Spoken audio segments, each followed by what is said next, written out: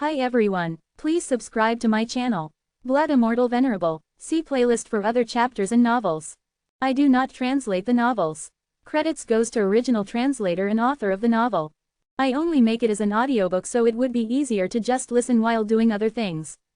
Credits goes to the author of the novel. I convert stories to audiobook for mental health, for multitasking purpose, for accessibility and time saving.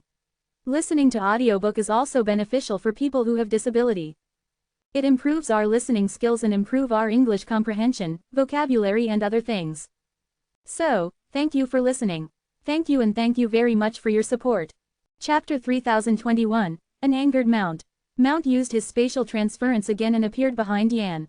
The space cage was 30 feet high, and as his fingers made contact with its surface, it began to crack in a million different directions before splitting into pieces. Yan didn't understand why Mount would release her now. Just as she had begun questioning all this, another figure appeared on the other side. It was the evil god.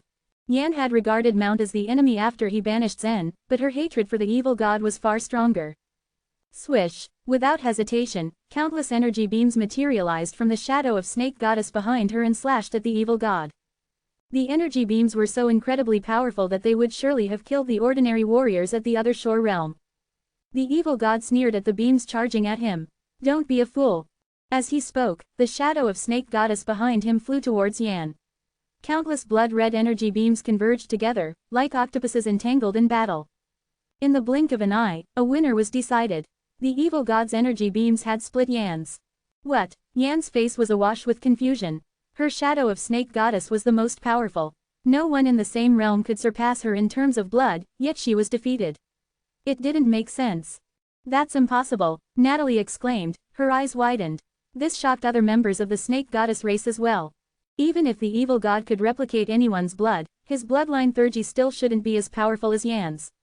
But now, it seemed he could quite easily surpass Yan. Mount stood behind Yan, calmly watching on. The fight between the shadows of Snake Goddess did not concern him. Fuxi would most certainly get involved, if the evil god showed any intention to kill Yan. Swoosh, swoosh, swoosh. The evil god manipulated his shadow of Snake Goddess to overwhelm Yan's, crushing it before sweeping forward.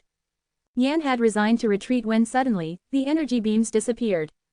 They had gone through the space Yan was in and rushed out behind her towards Mount. He's so cunning, Mount thought the arrogant evil god would try to kill Yan. He hadn't expected him to let her go and hone in on him instead. The evil god might have looked wild and unruly, but he was actually quite calculated and focused. Fuxi had punished him before he entered the chaotic source world and he knew he was no match for him now. So, he made a wise decision. At least this woman called Yan couldn't be killed, or his chances of escaping the icy snow province would probably be non-existent. Of course, the evil god was not as wise as Mount. Mount understood the relationship between Yan and the Pear Hill and used this knowledge to lure Fuxi into the chaotic source world. But the evil god's instincts told him to not take the risk. Mount was now left with no choice but to use the grand teleportation again. After teleporting 3 or 4 times, they had ended up at the edge of this world created by evil god. The evil god had predicted with great accuracy where Mount would teleport to and had gotten there before even he had. Scarlet energy beams turned into sharp spears and rushed towards Mount. If Mount could use the other shore token to activate the other shore power, this attack would not scare him in the slightest. But he couldn't. As the evil god had all his attention fixed on Mount, wisps of soft hair suddenly wrapped around his leg, pulled him and threw him away.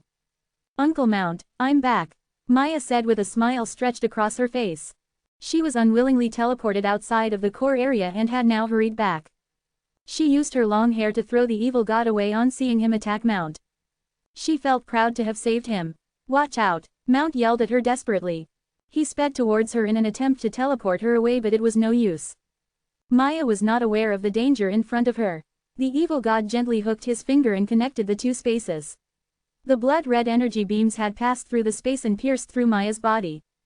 Phew, phew, phew, Maya's face went pale and petrified when she saw the energy beams burst out through her chest. She looked at Mount in despair, not daring to move a muscle. Crack, just a moment later, her body was torn apart and fell rapidly. Everyone outside the chaotic source world exclaimed in shock and terror. All the leaders of the divine farmer race went ghastly pale. Maya was their most powerful member. Mount was powerful too, but he had a special background and this made him different from the ordinary members of the divine farmer race. Maya's death was the last thing in the world on their minds. This would be difficult to explain on their return. Look at this. Whoever dares get in the way while I fight will meet a horrific demise, just like this. The evil god mocked as he glared at the broken corpse lying on the ground. Mount quietly rose up in the air, bubbling with rage like a volcano on the brink of eruption. Thin lines glittering with an orange glow appeared on his body. The space around him began trembling. Crack! The space around him collapsed into pieces. They did not disappear, but hovered around him like sharp glazed tiles. Using the broken space as a weapon, the evil god's eyes lit up with excitement. The more powerful Mount's bloodline Thurgy was, the more excited the evil god was. He could give full play to other people's bloodline Thurgies. Some bloodlines even enhanced the power of other bloodlines. This was why his shadow of snake goddess was stronger than Yan's. He had mixed it with the bloodlines of the moon spirit race and another large race. It was possible, at that time, he was the only one to have mixed several bloodlines. Among all the bloodlines, Mount's was the most mysterious. Till now, the evil god could only call forth 30% of its power, but he was curious about what would happen if he pushed it to its limit. Everyone in the core area, including the disciples of the Pear Hill and the Oneness Sky Palace, all hoped that Mount was able to triumph over the evil god. In another void, half a giant hand floated silently. Zen darted to the side of it. He reached out and gently removed some amber crystals from the smooth and neat crack on the giant hand. Wow, it's no wonder the body of the mother of the chaotic source spirits is so tough. There are more than 1,000 crystals in this hand, Zen murmured to himself.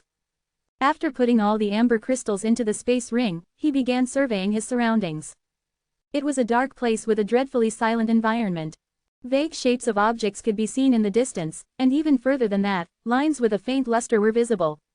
Where am I? Zen asked, utterly perplexed. Chapter 3022, Outside the Chaos. Zen was well accustomed to the space law. He had a general understanding of its operation. Based on his first impression, Zen thought that he must be trapped in some kind of space or within the depths of the space crack. However, he doubted this as he watched the scene unfolding right in front of his eyes. Inside his mind, number 9527 seemed to go blank for a while. Finally, it said, "It's an unknown place." Unknown? What do you mean? There was a note of incredulity in Zen's voice. This information had absolutely stunned Zen. The power displayed by Mount was the unique Thurgy of a Chaos Ancient God, responded number 9527. There was no other way of explaining it.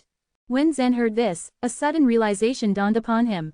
You mean to say that Mount has the blood of a Chaos Ancient God just like me? That explains so much. Any high-level energy could easily get rid of the restraint of a low-level energy.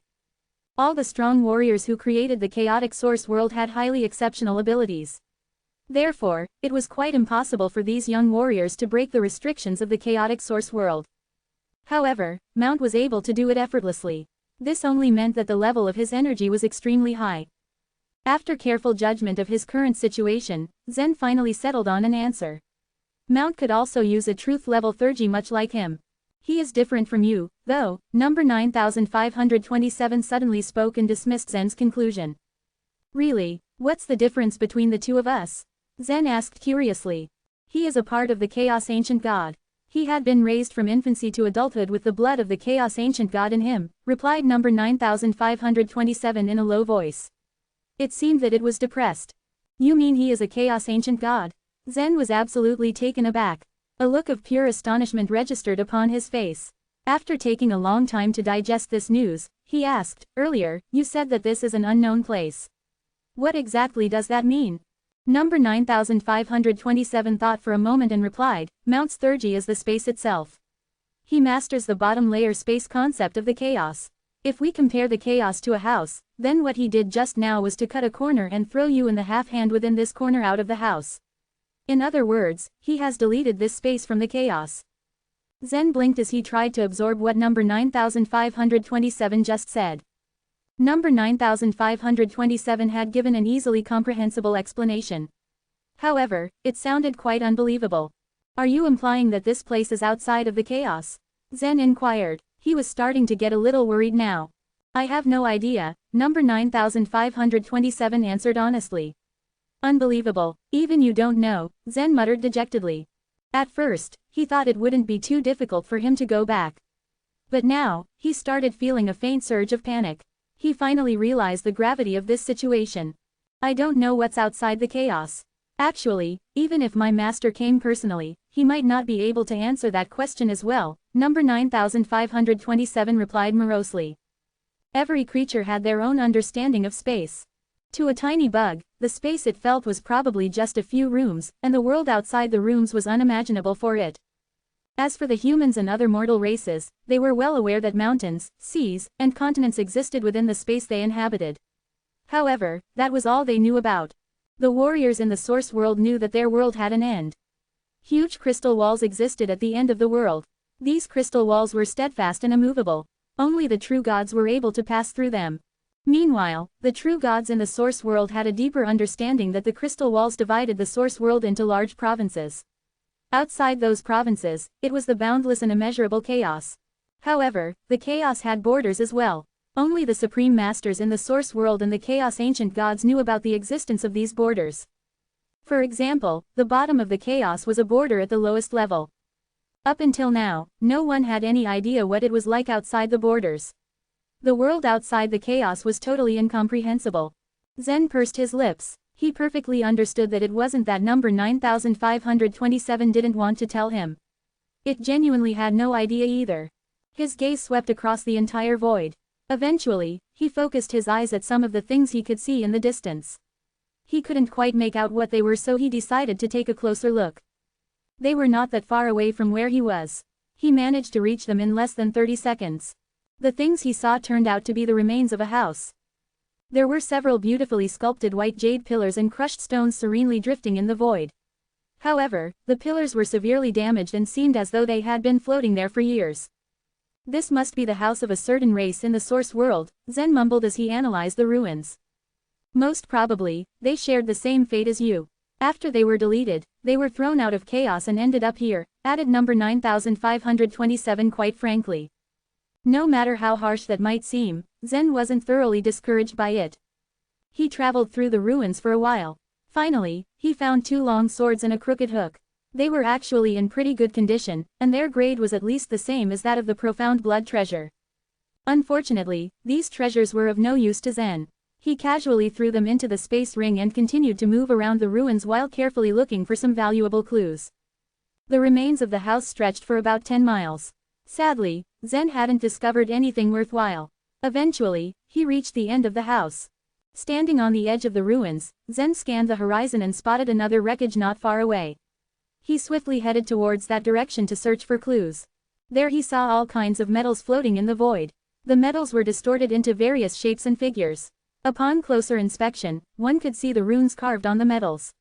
Obviously, these runes were much different from those found in the source world. Zen passed by a huge object that looked like a giant metal cup. After checking the inside of it, his expression froze. He couldn't believe his eyes. So many corpses, Zen whispered to himself while examining them carefully. There were dozens of corpses curled up inside the cup. Strangely enough, those corpses emitted a brass glow. Even after several years after their death, they still looked like they had just died. Zen pulled out a long sword and lightly tapped one of the corpses. A crisp sound rang as he did this. Just as I suspected, these corpses are made of metal, Zen murmured. Ever since he entered the other shore and merged with the civilization artifact, Zen had a deeper understanding that not every life had flesh and blood.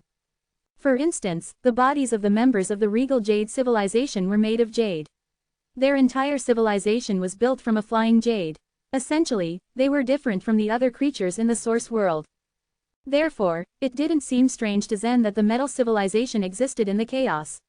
It was perfectly plausible. These are not the creatures of the current civilization, number 9527 added. In the previous chaos, there were other chaos ancient gods that existed. They controlled the bottom layer space theurgy. Naturally, they would delete some unnecessary spaces and throw them out like Mount did. Zen nodded in agreement. In any case, he was not interested in these metal bodies. He stood at the edge of the metal cup and sighed, is there no other living being in this place?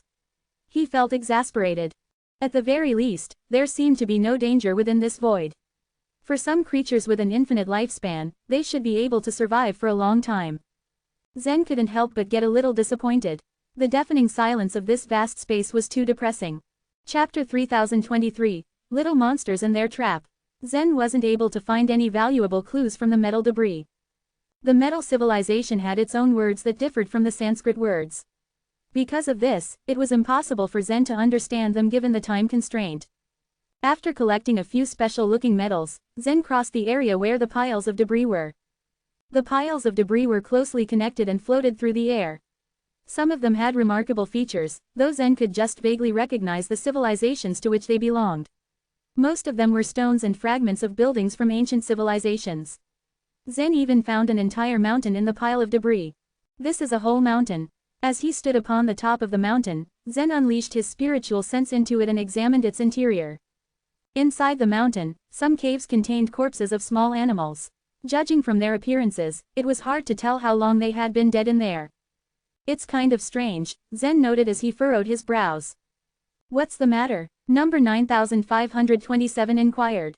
How could the corpses of these small animals be well preserved? Zen responded.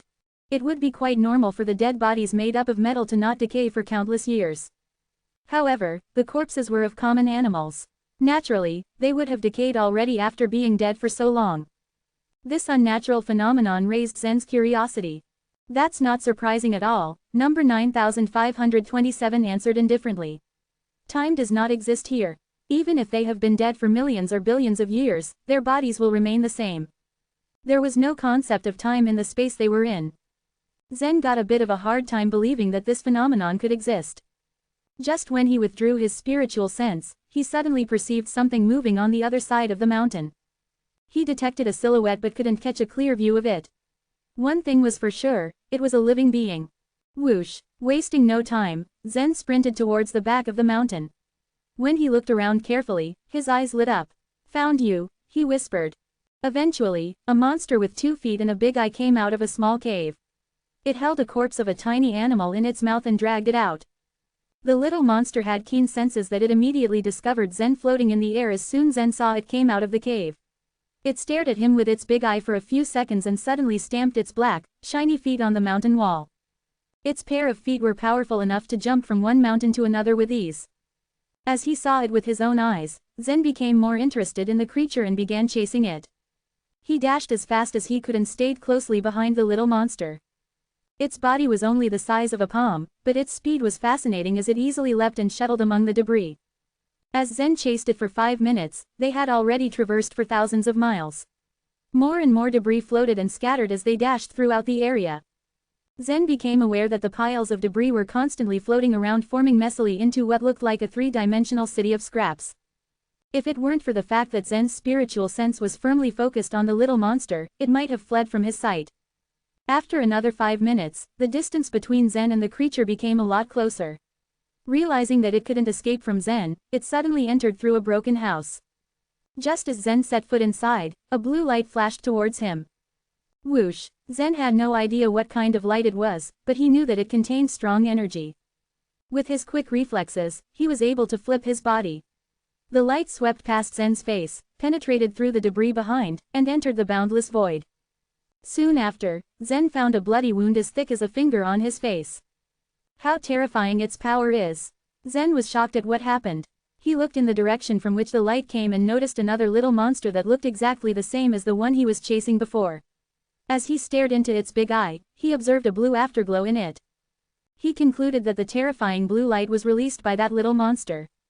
Buzz! A blue dot started to appear in the little monster's eye again.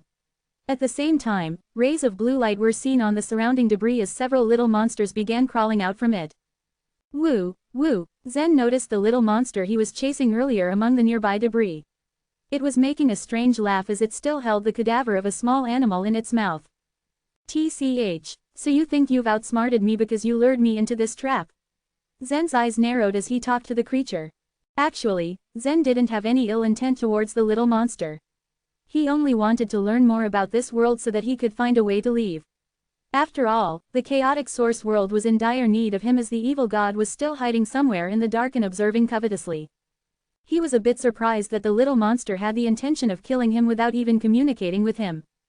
Swish, swish, swish. The blue lights in the eyes of the little monsters exploded, shot out in different angles, and formed into what seemed like a fine fishing net. You're being too naive if you think you can defeat me with such petty tricks. A cyan-colored feather suddenly emerged above Zen's head, and he hastily shuttled through the huge net formed by the blue lights.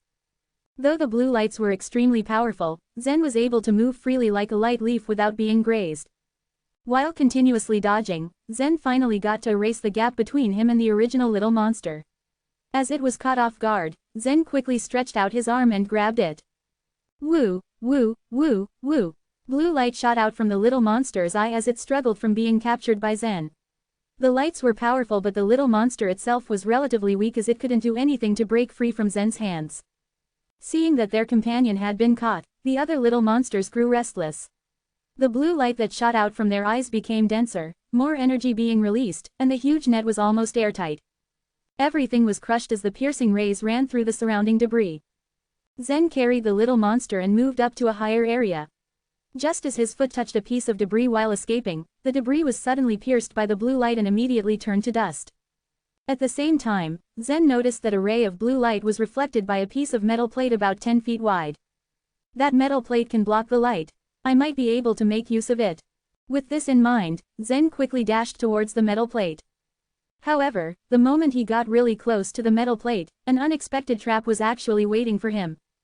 Rays of blue light suddenly shot out from the metal plate, bounced back, and turned into fences.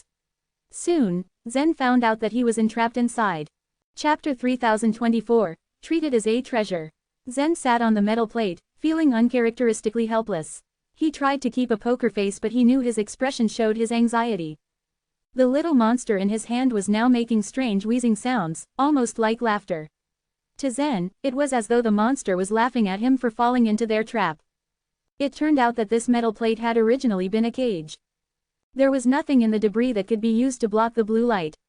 But no matter who was attacked by these little monsters, they would try to find an object to use as a shield. Those little monsters had released a blue light which struck the metal plate, reminding Zen that it could deflect the blue light. So he jumped to the metal plate, and found himself locked in a cage. Zen stretched out a finger and tapped lightly on the metal plate. That small tap released 800 divine megatons of force. A deep sound burst out, like the striking of an enormous gong. The metal plate remained motionless. It had not even been dented. Zen realized that the metal plate was more solid than he had imagined. It would be impossible for him to break it. His eyes darted around him, searching for a way out. Then his gaze landed on the blue lights around the metal plate. He took out a khaki shield from his space ring. Someone from an alien race had accidentally dropped the shield in the chaotic source world, and Zen had grabbed it up. It was a valuable treasure. Taking a firm grip on the shield, he brushed it lightly against the fences of blue lights. To his disappointment, instead of deflecting the blue lights, the edge of the shield was cleanly sliced off. Zen was confident in his own toughness, but he didn't dare try to breach the blue light barrier with his own body. He had a feeling he wouldn't be able to withstand it. Maybe spatial transference, he murmured to himself, thinking rapidly. He closed his eyes and focused, trying to launch the grand teleportation technique so he could leave the metal plate. However, he failed to construct a space channel through which he could travel. His space law didn't work here. Spatial transference was prohibited in the chaotic source world. The space had been confined by some mighty warriors, leading to ordinary space channel unable to break through the space imprisonment. However, it seemed that there was no space law in this place. It was impossible for him to carry out spatial transference. Zen racked his brain, but he couldn't think of anything else he could try. Having exhausted all his options, he sighed and sat quietly on the metal plate, waiting to see what would happen next. The little monster in his grip was still making that strange laughing sound. Zen scowled and raised his arm, as though to throw it towards the blue light fences. The little monster seemed to understand what he was planning, and it gave a frightened squeak. Zen paused. So the little monsters were also afraid of the blue lights. The light was released from their own eyes, yet they feared it. The little monster struggled and twisted madly in Zen's hand. The truth was that Zen hadn't really planned on killing his only companion inside this trap. He just wanted to frighten it. He lowered his hand back to his side, and the little monster stopped struggling. He released his grip and the little monster lay down next to Zen. It had finally stopped laughing. Since these little monsters were able to set this trap, they must be an intelligent race. The key is to find a way to communicate with them. Let's see what they want from me. While Zen was pondering his predicament, the little monsters, who had been running and jumping around on the surrounding debris, began gathering under the metal plate. They pressed against the metal plate, lifting Zen from the debris. To Zen's surprise, these little monsters lifted him slowly but steadily upwards. They moved upward for about 5 minutes, passing through thick clusters of debris. Zen didn't move, fearful of sliding off the plate and into the blue lights. After they made a turn, the sight before Zen surprised him. As they moved forward, the debris thinned and then disappeared completely. Ahead of him lay a vast city of ruins. The sprawling city was an eyesore. Arrays of dilapidated houses lined the haphazard streets, and everything seemed to be made of different materials and colors. Even the sizes of the structures varied greatly. A lot of the buildings seemed to be on the verge of falling apart altogether. Hordes of little monsters seemed to be tucked into every nook and cranny of the strange city. From the roofs, windows, and undersides of every structure, little monsters poked out their heads and stared at the arriving alien prisoner. As soon as they reached the center of the city of ruins, the little monsters laid down the metal plate carrying Zen. They started to leave. The little monster who was locked with Zen in the cage screamed, as if calling its companions back. They ignored it. They obviously had no intention of letting it out of the cage. Zen stood and looked around him, taking in the unusual sights of this strange new world. This space was deleted from the chaos. It was not erased during the process. Just like Zen, it would probably feel lonely after being expelled here.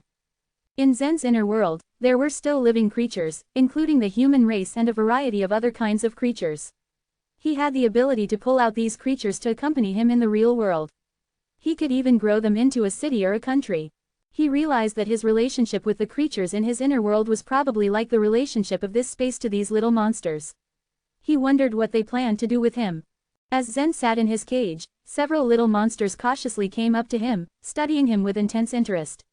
Their large eyes were alight with curiosity and wonder, as though they were looking at a great and mysterious treasure. In the beginning, lost in his own thoughts, Zen wasn't even aware that he was being observed. Eventually, however, he began to notice the fixed stares of the little monsters around him, and he felt uneasy. What did they mean by staring at me like that? Number 9527. Zen asked. Number 9527 was also quietly observing the strange world. It knew that there were some special spaces outside the chaos. For example, the other shore was a special space at the top of the chaos. After being destroyed, the past civilizations would enter the other shore, which was the last place to protect them, and to hide their secrets. What about this space? This space was a huge trash bin. Apparently, there were some special cases which drove the Chaos Ancient God who controlled the space to just delete them. These cases were thrown into the trash bin, which was where Zen had now ended up. No 9527's master was not that Chaos Ancient God, so it was unfamiliar with this world.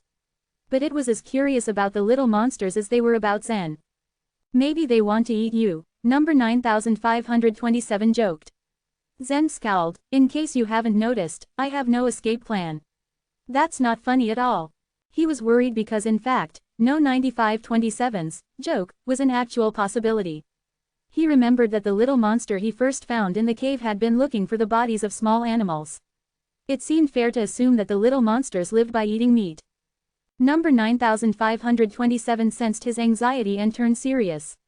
Look at their expressions. You're very important to them. It's not likely that they'll just slaughter and eat you, but they definitely have plans for you. Zen nodded absently, narrowing his eyes at the little monsters. He was just a human that had been deleted from the source world. What possible value could he have for these little monsters that grew up in this abandoned space? Zen wondered what had happened after he was removed. He suspected he was the first person ever to be removed by deletion. He was tense and imprisoned, anticipating the different things that the little monsters could do to him. But for hours, nothing happened.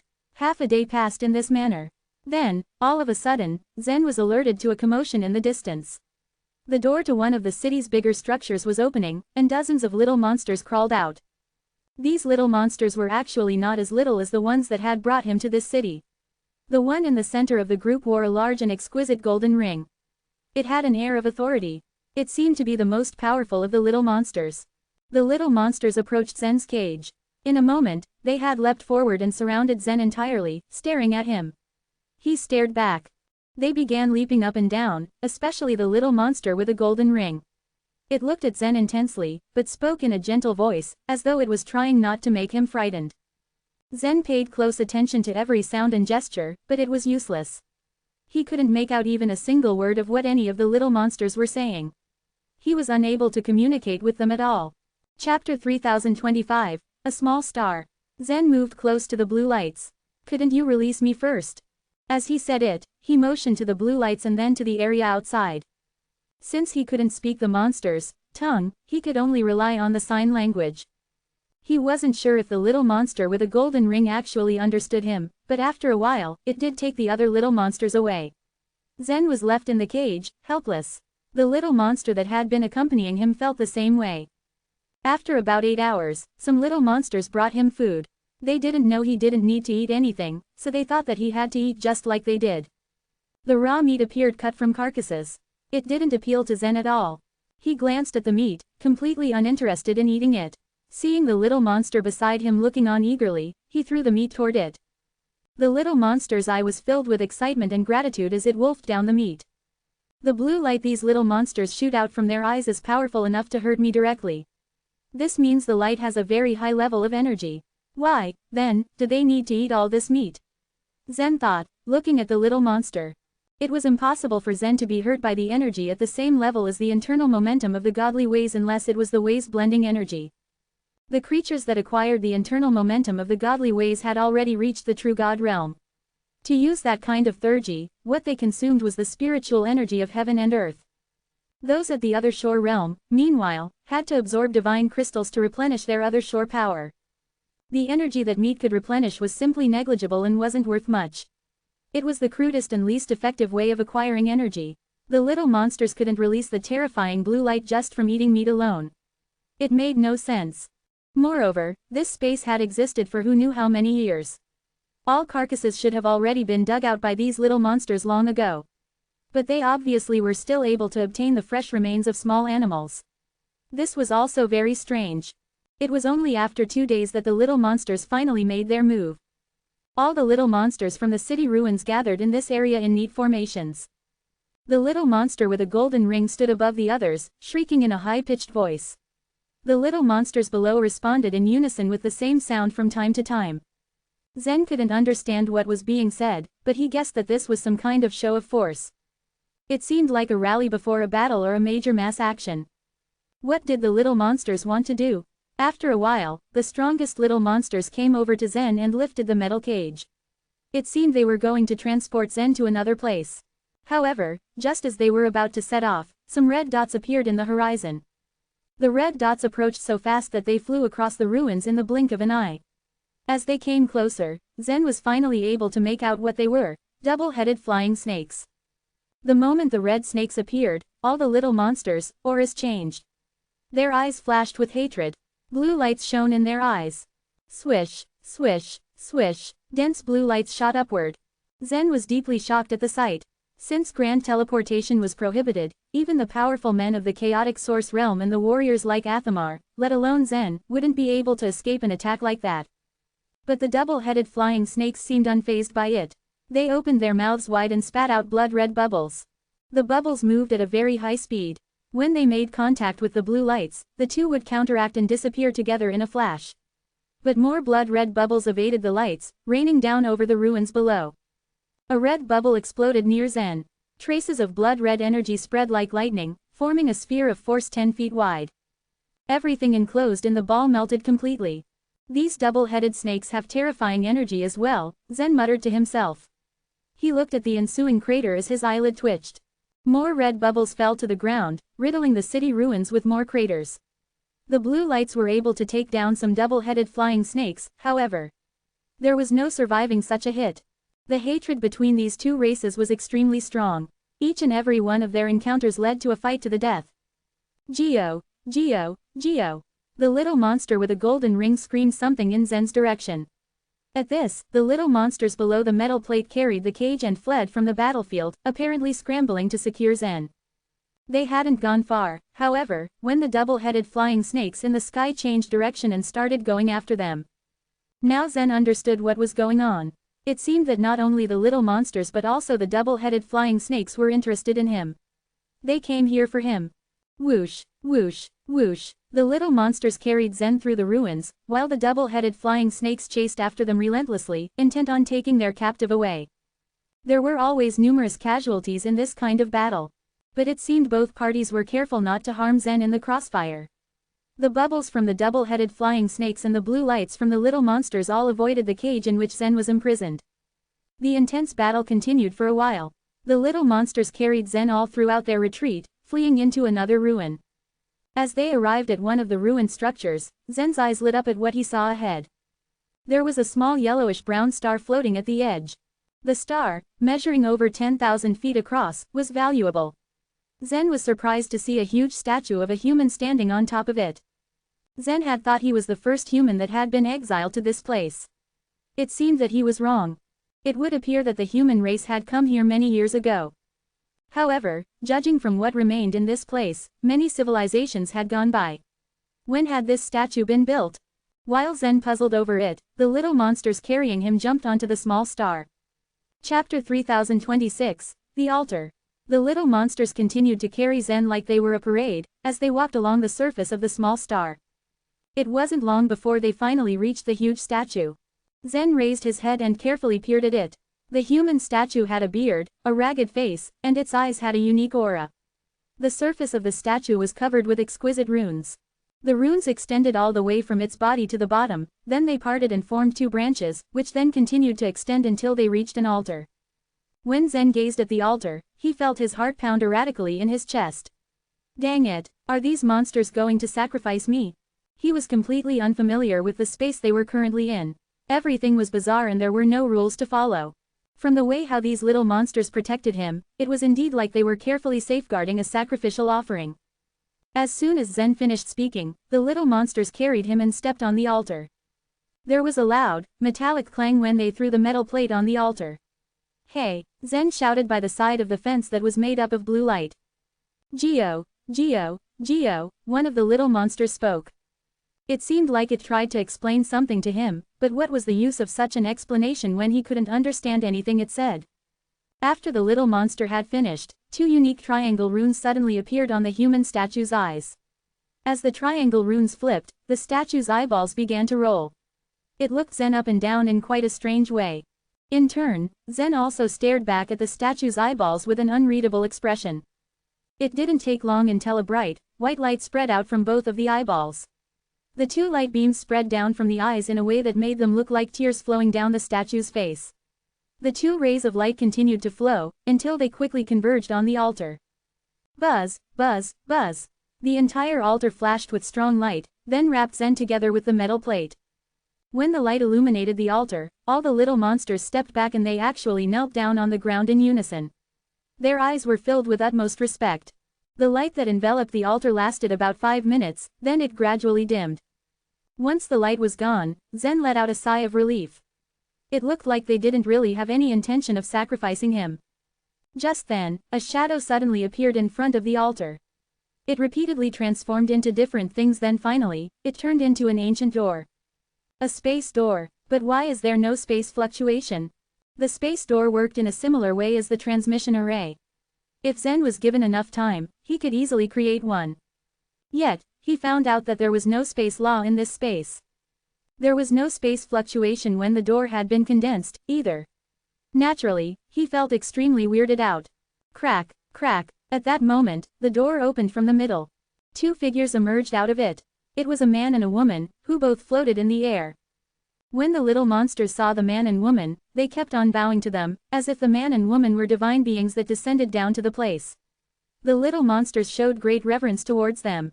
The man and the woman, however, did not pay attention to them.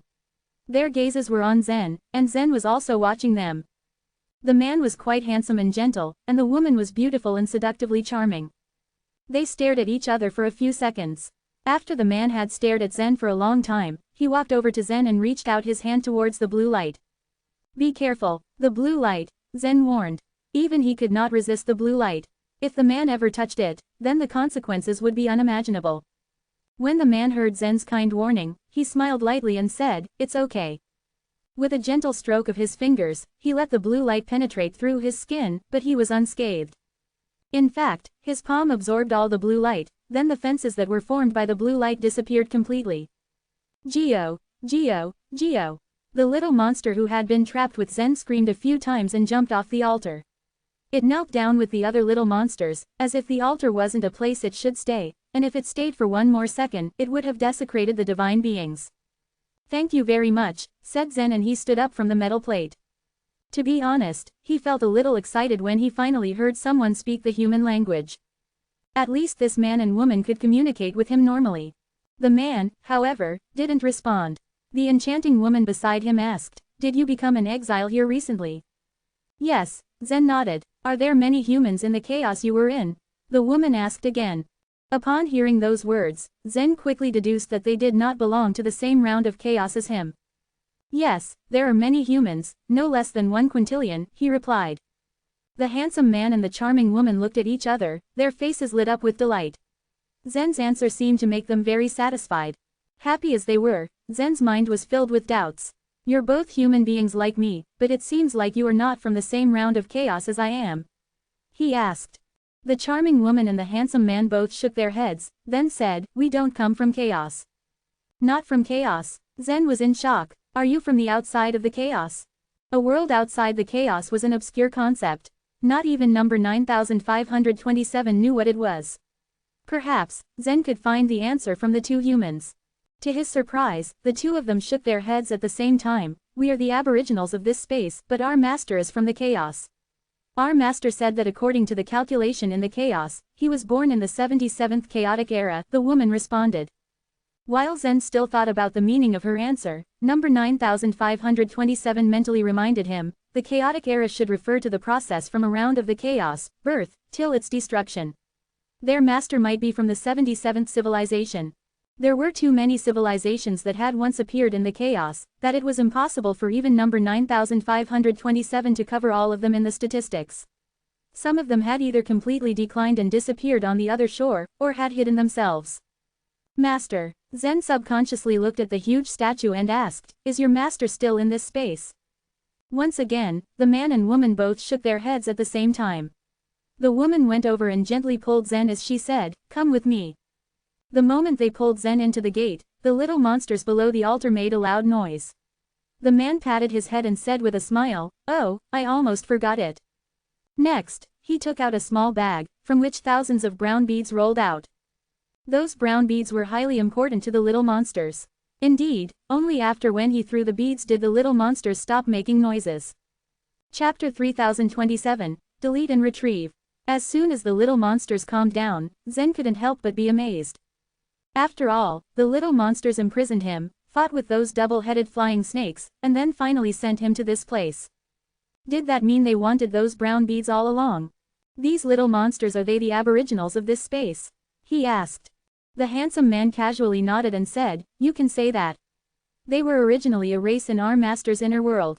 After our master took up this space, he released them. The little monsters were from the inner world of the man's master." Once again, Zen was utterly surprised. How powerful was their master, really? How could the creatures in his inner world be so strong?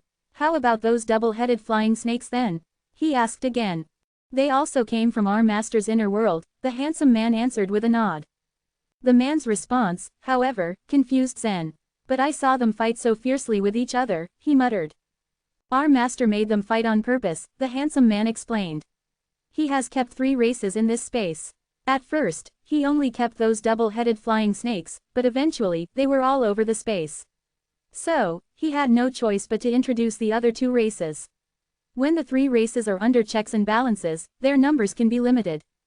In turn, Zen nodded and asked number 9527 in his mind, "Didn't you say that some chaos ancient god controlled this space?" He just realized that the man's answer completely contradicted what number 9527 had said before. Number 9527 was also confused. In the end, it could only say, "You can ask the regal jade spirit. Maybe he knows about it."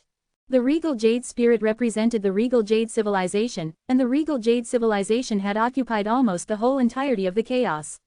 He himself had once been a chaos ancient god. Furthermore, number 9527 just said that the handsome man master was from the 77th civilization, while the regal jade civilization was the 749th civilization. Thus, it was more likely that the regal jade civilization should have known some things about this space. Zen followed the handsome man into the door and they walked along a lengthy, narrowly spaced channel. He decided to take advantage of this opportunity to send his incarnation into his inner world. Back then, Zen had specially created a space in order to make the regal jade spirit teach Jeffrey genuinely and wholeheartedly. That space was very quiet, as only Jeffrey and the regal jade spirit could come and go freely within it. In an open yard, the regal jade spirit sat upright while Jeffrey crossed his legs and meditated with his eyes closed. Some cyan lights spiraled up behind Jeffrey and turned into an exquisite jade lotus. The lotus quietly moved in a spiral motion as the surface of Jeffrey's body became emerald green. The moment Zen's incarnation entered the space, the regal jade spirit had sensed it. Master Regal Jade, Zen greeted as he cupped his hands. The regal jade spirit nodded in response and said, Jeffrey's talent is really extraordinary. He has already reached the 3rd level of the body refining cultivation method I chose for him, in just a short period of time. As a ruling force, the regal jade civilization had created countless theurgies. At the very beginning, the regal jade spirit was worried that it would be difficult for Jeffrey to cultivate the theurgies of the regal jade civilization. After all, there were gaps between different races, and the bodies of the regal jade creatures were greatly different from those of other races. Yet, Jeffrey unexpectedly practiced so smoothly. At that moment, Zen's gaze swept over Jeffrey, who was focused on cultivation. The emerald green light that emerged from his body was extremely stable. Although his body was not as strong as Zen's own, it was already quite impressive for him to have reached such a level. Jeffrey was too concentrated on his cultivation, so he didn't notice Zen's arrival. With your teachings, of course Jeffrey can make great progress. But I came here for something else, Zen said. What's it? The regal jade spirit asked. I think I have found the second flaw of the way's blending energy, Zen said calmly. What? You have found it? What is the flaw? Are you sure you are not wrong? Needless to say, the regal jade spirit was stunned. I don't think I'm wrong. It's an arc light similar to the thunderstorm godly way. He also mainly cultivates the way's blending energy and has integrated the arc light into the energy, Zen continued and shook his head. Have you got the arc light then? The regal jade spirit asked eagerly. It was known to all that the Wing King of the regal jade civilization had put a great deal of effort into practicing the blood essence godly way. He had spent so much time and had gone through countless challenges. It wasn't long before Zen discovered the second flaw. It was indeed too shocking, so the regal jade spirit couldn't help but be excited. Not yet, Zen said with a complicated look in his eyes. I was exiled to a space when I was in the chaotic source world. Exiled? It's nothing, said the regal jade spirit.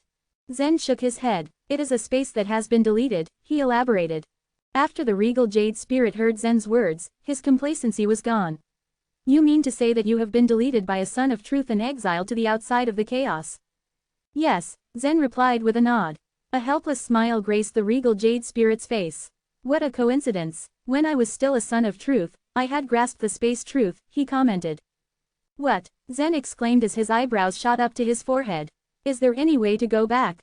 Now, he was not interested in the secret of the space at all.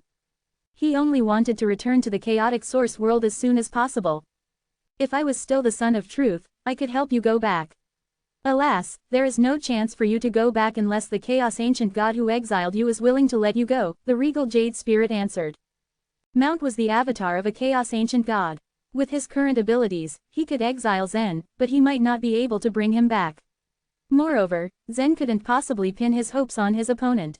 When the regal jade spirit saw the faint disappointment on Zen's face, he continued, although this space looks empty, I'd exiled countless creatures to this place before, including a few races that resisted the regal jade civilization, some unpredictable threats, and the energy crystals that might explode at any time. Empty. Zen looked at the regal jade spirit with an indecipherable look. The void was not empty. All kinds of dead bodies were interwoven in it together, like a huge garbage station. The regal jade spirit also noticed the way Zen looked and asked, did I say anything wrong? Numerous dead bodies of creatures, rocks and soil, and other things are floating in the space, Zen replied. No way. The regal jade spirit refuted him. The regal jade spirit was very familiar with the empty space. If things are exiled to this space, they will be deleted once and for all after some time. If they, both the living things and corpses, are not retrieved, they will completely disappear. How can it be like what you said? Take me there, he declared. Upon seeing the regal jade spirit's reaction, Zen realized that the regal jade spirit, who used to be the son of truth, probably did not know about the change in the space. Chapter 3028, Waiting. The Chaos Ancient God that controlled the bottom layer space rules held the right to delete spaces. But those deleted spaces could still be recovered. Within a certain grace period, they could recover a space they regretted deleting. After this time, though, absolutely nothing could be done. Having once been a son of truth in charge of space, the regal jade spirit was well aware of this fact. So what Zen said about the strange scene was more surprising than the news that he had found the arc light energy. Once Zen dispersed the avatar, he took the regal jade spirit out of his inner world and had him hide within his body. Number 9527 was a part of the Chaos Ancient Gods named Gerald. As the two Chaos Ancient Gods stayed together, they weren't particularly uncomfortable. Now, they were both quietly observing their surroundings. The space passageway wasn't that long, and it didn't take too long for the three people to reach the end of it. Emerging from it, Zen saw an ancient door, identical to what he had seen before. When the handsome man pushed the door open, they were met with huge narrow bronze pillars. They were like snakes, strangely entangled with each other.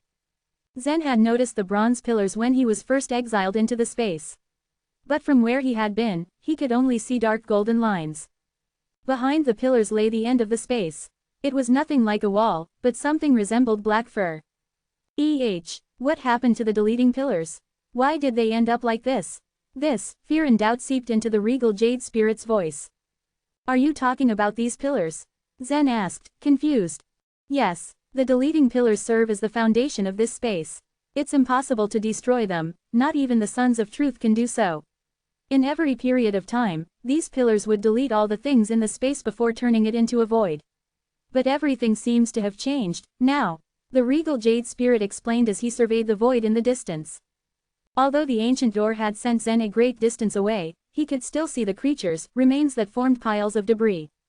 After seeing the debris Zen was talking about, the regal jade spirit finally came to understand what was fundamentally wrong with the space. Since you mastered the space truth of the chaos back then, haven't you discovered anything strange? Their master was born in the 77th civilization, and you were born in the 749th, number 9527 added. There were over 600 civilizations that fill the gap between the two civilizations. During this process, over 600 creatures had become the Chaos Ancient Gods, controlling the bottom layer truth of space. But the humans of the 77th civilization were either hiding on the other shore and unable to descend to the source world, or hiding in this void space. In hiding, not only did they need to avoid being deleted by the deleting pillars, they also had to avoid being discovered by the Chaos Ancient Gods. By no means was it an easy feat. I've never found anything wrong with it, the regal jade spirit muttered as he shook his head. As the regal jade spirit talked to number 9527, the handsome man said, "We've arrived. Please follow me." "Where are you going to take me?" Zen couldn't help but ask. "Over there," the woman pointed as she smiled sweetly. Following the woman's gaze, Zen looked into the distance. On a node where the deleting pillars met stood a palace. Its shape and craft were completely different from what Zen had ever seen in a structure before. Once they entered the palace, Zen asked, "It's only you two living in this palace?" The man nodded and said, "The master and his other disciples have already left." "Left? Have they returned to the chaos?" Zen inquired further. Shaking her head, the woman replied, "They've already gone to the outside of the chaos." That drew a gasp from Zen. Outside the chaos. Even the regal jade spirit and number 9527 were shocked to hear such a thing. The development of the chaos was a continuous one. Many clues of its development lay on the other shore. If one could reach the other shore's higher stages, they'd uncover secrets of the chaos along the way. But what lay outside the chaos had always been a great mystery. Catching Zen's reaction, the two smiled. While it was true that they hadn't even been to the source world, they had heard much of it from their master. Since the moment the chaos was born, no one had left it. In the source world, it was an absolute truth that no one could leave the chaos. But their master having done so gave the two a sense of pride. Ask them how to leave and what's outside the chaos. Both the regal jade spirit and number 9572 urged Zen simultaneously. The two were powerful and wise beings, very few secrets could even arouse their curiosity. But they were eager to know what exactly was outside the chaos. "I wonder how your master managed to leave the chaos and what is even out there?" Zen asked curiously. The woman merely shook her head. "The space outside the chaos is indescribable. Master also said it was beyond any descriptions we could make with our language. It's something that can only be experienced, no one will understand it through words." "Why haven't you left the place and experienced it with your master?" Zen returned. Helplessness flashed across the man's face. We didn't dare disobey our master's orders. He asked us to wait for you. Me? You were expecting me to come? Zen pursed his lips as he frowned at the thought. While he was born in this round of chaos, he had never seen their master at all. Zen deeply doubted the couple's words. With a hint of a sigh, the man continued, our master said that the chaos would come to its last round sooner or later. The human race dominating the chaos again will signal a critical time. You're the first human we've ever found since then, and the news you've brought with you is in line with our master's prediction. Creatures born in each round of chaos were completely different. There were great differences between the different civilizations themselves as well. Human beings appeared once in the 77th civilization, never again after that. To see a human appear in this round of chaos was truly a phenomenon. The human race in the source world couldn't exactly be considered a ruling force. But after the development over the past years, the various human forces had also developed into super forces. Such a development didn't happen accidentally. So why did your master ask you to wait for me? Zen asked again. The man smiled and said, Master has hidden in this space for countless years. He hopes the human race will thrive again, so he's been diligently waiting for the right opportunity. Turning his head, he looked upon the statue. It was exactly the same as the one on the small star. Engraved beneath it was the name, King Mannered. Chapter 3029, a passage leading to the outside. Zen followed the handsome man's gaze and read the name engraved below the statue. Is King Mannered your master? Zen asked. Yes. Both the handsome and the charming nodded, their faces displaying awe and respect at the mention of their master. Just from the man's words, Zen had obtained some valuable information. There was a time when the human race had prospered in the chaos. But like the other past civilizations, they had failed to complete the finale way. In the end, they had no choice but to hide on the other shore. The ancient humans of the other shore remained off the grid for countless years. Zen surmised that they had gone into hiding like the regal Jade civilization. From that, Zen suspected that the birth of the human race in this round of chaos was no coincidence. Perhaps, the human race on the other shore had used some kind of special method to revive the human civilization in the chaos through the flourishing of the Nine-Li race, the Bearing race, the Divine Farmer race, and the Oneness Sky Palace. Zen was well aware that the man and woman had just been waiting for a human, not specifically him. His appearance signaled the beginning of the ancient human civilization's plan. Do you agree with my conjecture? Through his consciousness, Zen asked number 9527 and the regal Jade spirit. Both of them were figures of wisdom and insight, and they found Zen's speculations to be convincing. But number 9527 then added, but humans are not united as they should be. If your speculations are right, all humans born in this round of chaos should be created by the ancient human civilization. The problem is, the Bearing race, the Oneness Sky Palace, and Fuxi from the Pear Hill are on bad terms. The thought bewildered Zen. If the ancient humans wanted to achieve a certain goal, the new human race they had created must unite toward a single mission. Why then did they split into several branches, holding different positions and following different paths? Something unnatural must have happened, remarked the regal Jade spirit. The creatures on the other shore can't visit the chaos freely due to the other shore's special nature. They have to choose spokespersons to fight for them. But the races on the other shore don't exactly have much control over the creatures in the chaos. Did you have spokespersons before? Zen asked curiously. Of course. Ever since the 751st civilization, we've chosen a spokesperson at the beginning of every civilization. That is, until we were defeated and had to go into hiding at stage 13. Several of our spokespersons had betrayed us, though. It's rather common on the other shore. The creatures in the chaos entered the other shore in pursuit of greater power. All those chosen as a civilization's spokesperson usually had a good amount of luck and willpower, someone who was reluctant to lower themselves to anyone else's level. After converting to another path, it wasn't surprising for them to betray the civilization they represent. Having experienced many more rounds of chaos than number 9527, the regal Jade spirit had a greater say on the matter. After the short discussion in his consciousness, Zen turned to the handsome man and said, King Mannered is indeed a great figure, he managed to control this entire place. I just wonder what he plans to do here. To Zen's surprise, the pair shook their heads and replied, we don't know what Master's plan is. He just tasked us to stay here until the first human is exiled to this place. And what if other creatures are exiled here? Zen wondered. He figured that the Chaos Ancient Gods would get rid of a lot of spaces in a round of chaos. There must have been many creatures of various races who ended up in this place. We killed them, replied the man indifferently. The charming woman then smiled. Long ago, a huge space was sent here, along with a great number of powerful creatures. He slaughtered them all. I didn't even have time to finish off a single one. For a moment, their carefree replies had Zen standing still in a daze. Only the most powerful creatures in the chaos could be regarded as opponents of the chaos ancient gods. Was it really possible for such powerful things to be killed so easily? It was obvious that the pair had been there for countless years. Zen felt no air of deception from them, nor could he think of any reason why they would lie to him. Did King Manard tell you what to do if a human arrived? Zen asked, thinking it was all right to be straightforward with them. The woman smiled as she replied, of course.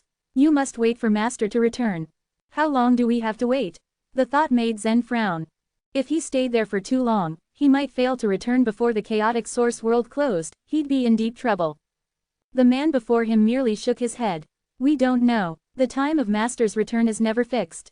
His last departure lasted for 800 units of time. But I believe he will return sooner this time. 800, how long is that? Zen was unfamiliar with the measurement. According to the chaos time flow rate, a unit of time equals 10,000 years, he explained calmly. What? Zen's eyes widened at the man's nonchalant answer. That meant King Manard could return after 8 million years. Zen couldn't stay there anywhere near that long. You seem to be in a hurry, am I right? Noticing Zen's worried expression, the woman asked with a smile. I am. I have something urgent to deal with in the chaos. Is there any way to leave?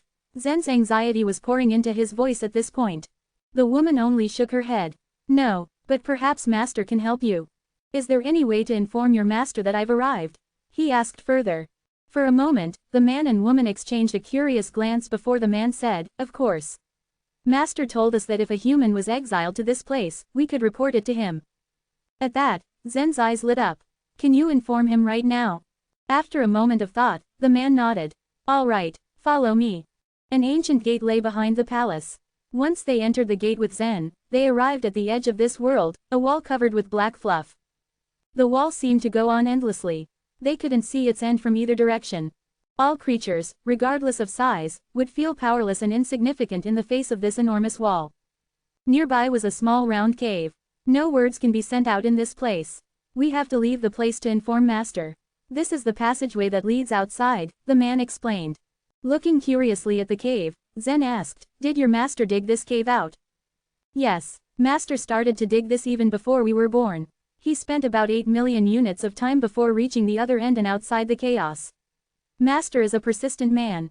8 million units of time, that meant 80 billion years. That's a terribly long time, Zen thought. I can't believe someone actually managed to dig through the chaos, the regal jade spirit muttered in astonishment in Zen's mind. I can't believe it either, remarked number 9527. The two had a far greater understanding of the chaos than Zen did, and yet even they agreed that digging all the way out of the chaos was something unheard of. Chapter 3030, The Abstruse Energy State. No matter how prosperous the chaos was, it was impossible to avoid the needle. All the creatures would be annihilated. This wasn't a disaster, something nobody had seen. It had, in fact, been predestined since the chaos was born. Only one thing could prevent this from happening, turning into creatures on the other shore and hiding there. In the long history of the chaos, each creature had the same fate. They either entered the other shore or they died. They could try to become the sons of truth, but their chances were remote. Besides, they would still die after 2 rounds of chaos. A number of creatures and talents had tried all kinds of methods. Escaping from the chaos was the easiest and the most direct way. Countless civilizations had come into existence and declined, but no one had ever succeeded. And now, King Manard was hiding in this space to avoid death when the end arrived. He had even broken through the chaos. The shock that number 9527 and the regal jade spirit felt couldn't be described in mere words. It didn't matter if they believed it or not. It was an undeniable fact. They hoped Zen could explore the cave and find more. The handsome man and the enchanting woman entered the cave first, Zen following close behind.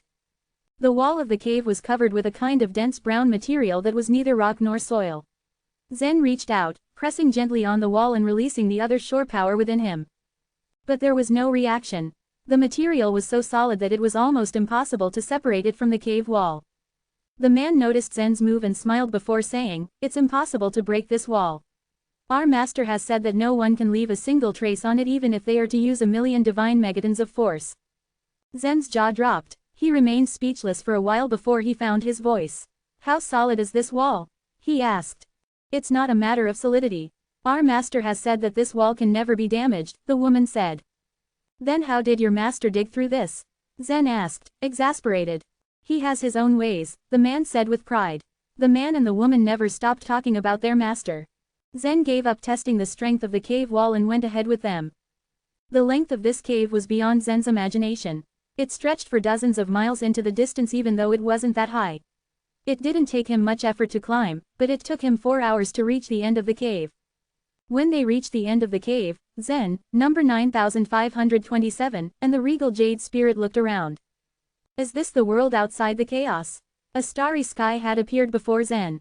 The light spots, close or far, were bright blue. According to the man and the woman, this world was mysterious. But all Zen could see was an empty space filled with stars. The man laughed and said, "No. It's not like what you see. Try putting your hand out of this cave." Zen looked at him strangely before putting his hand out of the cave. A strange scene appeared. The moment his fingers left the cave, they turned into countless starlights and spread out in all directions.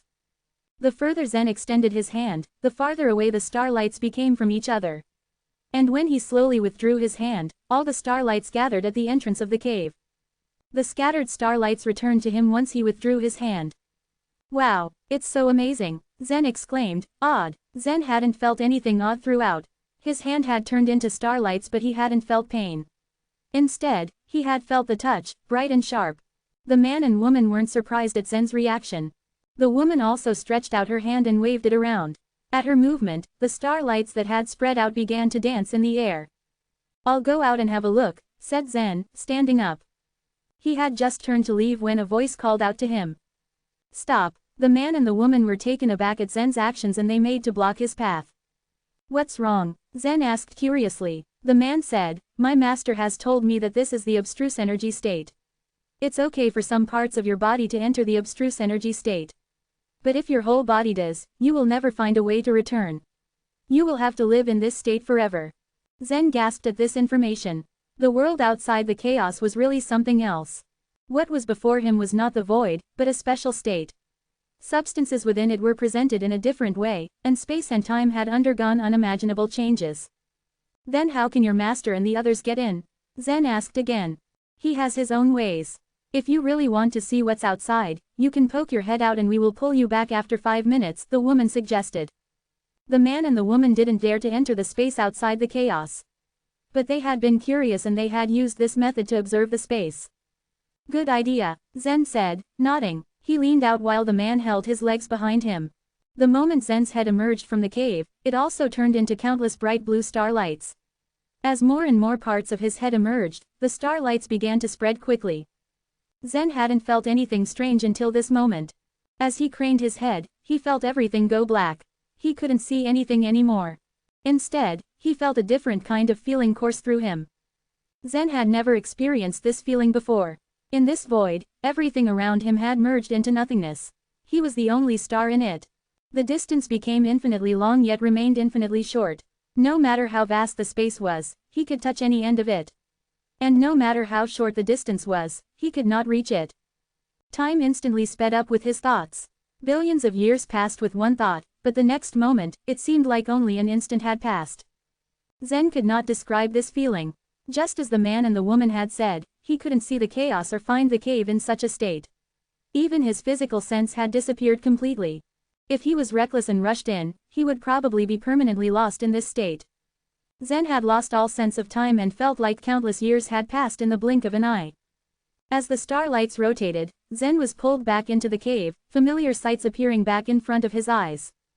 Chapter 3031, Rejecting the Other Races. Zen returned to the cave in a daze. He was still adjusting after returning from the abstruse energy state. How do you feel? The handsome man asked with a smile. The enchanting woman was not surprised at Zen's reaction. She had expected it. The first time they ventured into the outside of the chaos, they had the same reaction. It was a long time before Zen could respond. He looked at the void outside the chaos, his face inscrutable. So, those light dots are actually the other things in the space. The man nodded. My master once said that all things scattered there. Maybe one of the light spots is a part of my master's body. The light dots were spread outside the chaos, indistinct from each other.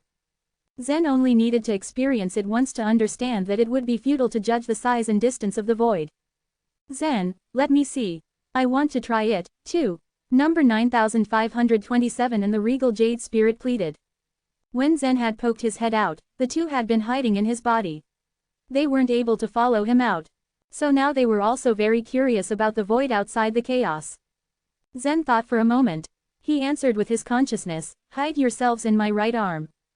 After the consciousness of the regal jade spirit and number 9527 burrowed into Zen's arm, he extended his right hand outside the cave. Just like before, his right hand turned into light dots and quickly spread out. This time, the consciousnesses of number 9527 and the regal jade spirit spread along with them. While letting the two observe the abstruse energy state, Zen turned to the man.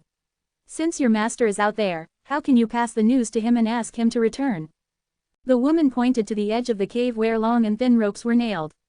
Complicated runes were painted on the surface of each rope. There were a total of 13 ropes. Most parts of the ropes extended outside the chaos, leaving only finger-long sections in the cave. Zen hadn't noticed them before. My master and his other disciples have tied themselves to the ropes. We can reach them using these, the woman said. There are 13 ropes, so 13 people are out. By using the ropes, they don't get lost in the void. King Mannered is really smart, Zen thought to himself. The woman raised her hand gently. 3 energy beams, red, yellow and blue, spiraled up from her palm. Zen had seen 2 of the energy beams before. One was the blue light from the big-eyed little monsters. The other was the red bubble from the double-headed flying snakes. It was his first time to see the yellow energy. Zen was told that King Mannered kept 3 races in the space. He presumed it was the 3rd race that used the yellow energy. Buzz. The 3 energy beams merged into a ball. The woman thrust it onto the runes of one of the ropes. The runes then lit up one after another, spreading all the way to the void outside the chaos. They turned into light spots and flew quickly away. It seemed that this mysterious void wasn't so unfathomable after all. King Mannered had found ways to work with it. Zen withdrew his hand from outside of the cave, bringing number 9527 and the regal jade spirit back inside. Number 9527 was rendered speechless. The regal jade spirit was left dumbfounded, too. One used to be a son of truth, while the other was a splinter of the soul of the chaos ancient god.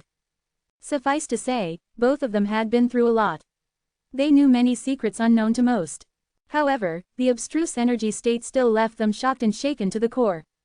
The regal jade spirit, in particular, had never imagined that this space, which was previously under his control, could lead outside of the chaos into something so incredible. Zen didn't need to ask them for their reaction. How long will we have to wait after we send word to your master? He asked the man. The man thought for a moment. It's hard to say. Sometimes he takes his time to return, having been in space for too long. Sometimes he comes back quickly. It depends on his mood. The woman nodded. Once, a golden-faced ghost was exiled here. It owned a very unique other shore token, so both of us could not defeat it. In the end, we could only flee into this cave and ask our master to come back. At that time, our master returned in only a few seconds to subdue the golden-faced ghost. It all depends on how willing he is to return. If he takes you seriously, he returns instantly. As the man said this, stars appeared in the distance outside, approaching the entrance of the cave. The woman pouted. It seems you have our master's attention. King Mannered usually only appeared when his disciples were in great danger. But not long after she relayed Zen's news, here was King Mannered, already coming back. She felt a little jealous. Buzz. More and more light dots gathered at the entrance of the cave. The dots started to converge into a vague human form. As soon as it entered the cave, it materialized into a man with a curly beard. He looked exactly the same as the statue that Zen saw on the small star.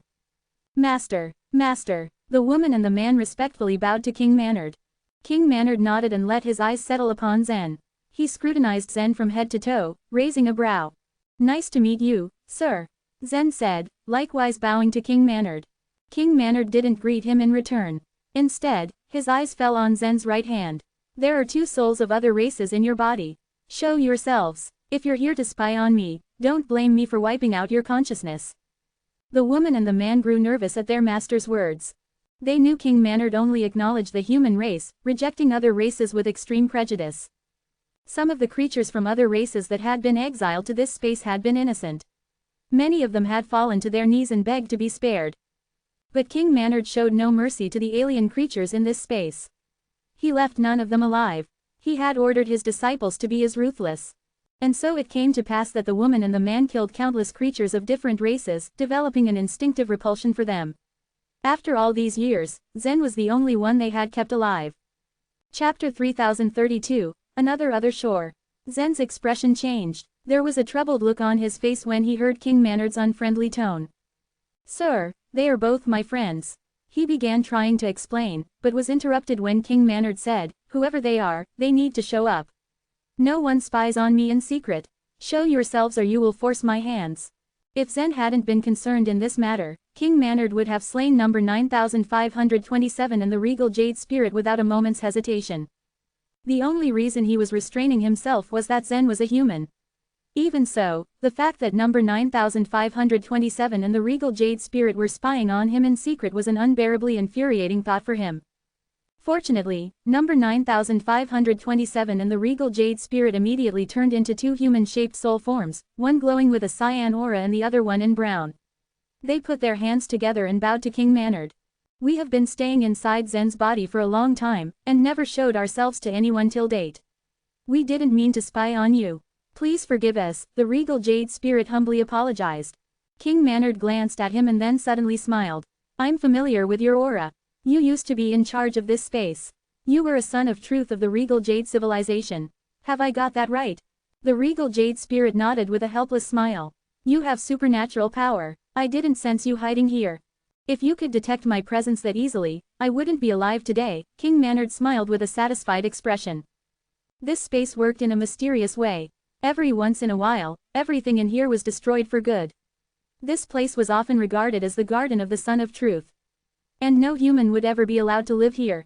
The regal jade spirit replied, "The theurgies you utilize to break through the walls of the chaos and explore the outside void are impressive. If you could reveal the secrets of this void, we, the regal jade civilization, would be happy to get along with you. That being the case, why would we consider you our enemy?" However, King Manard's expressions didn't change. "You might see it that way, but your civilization would still take me as their enemy. They might not share your thoughts. Things on the other shore are extremely complicated.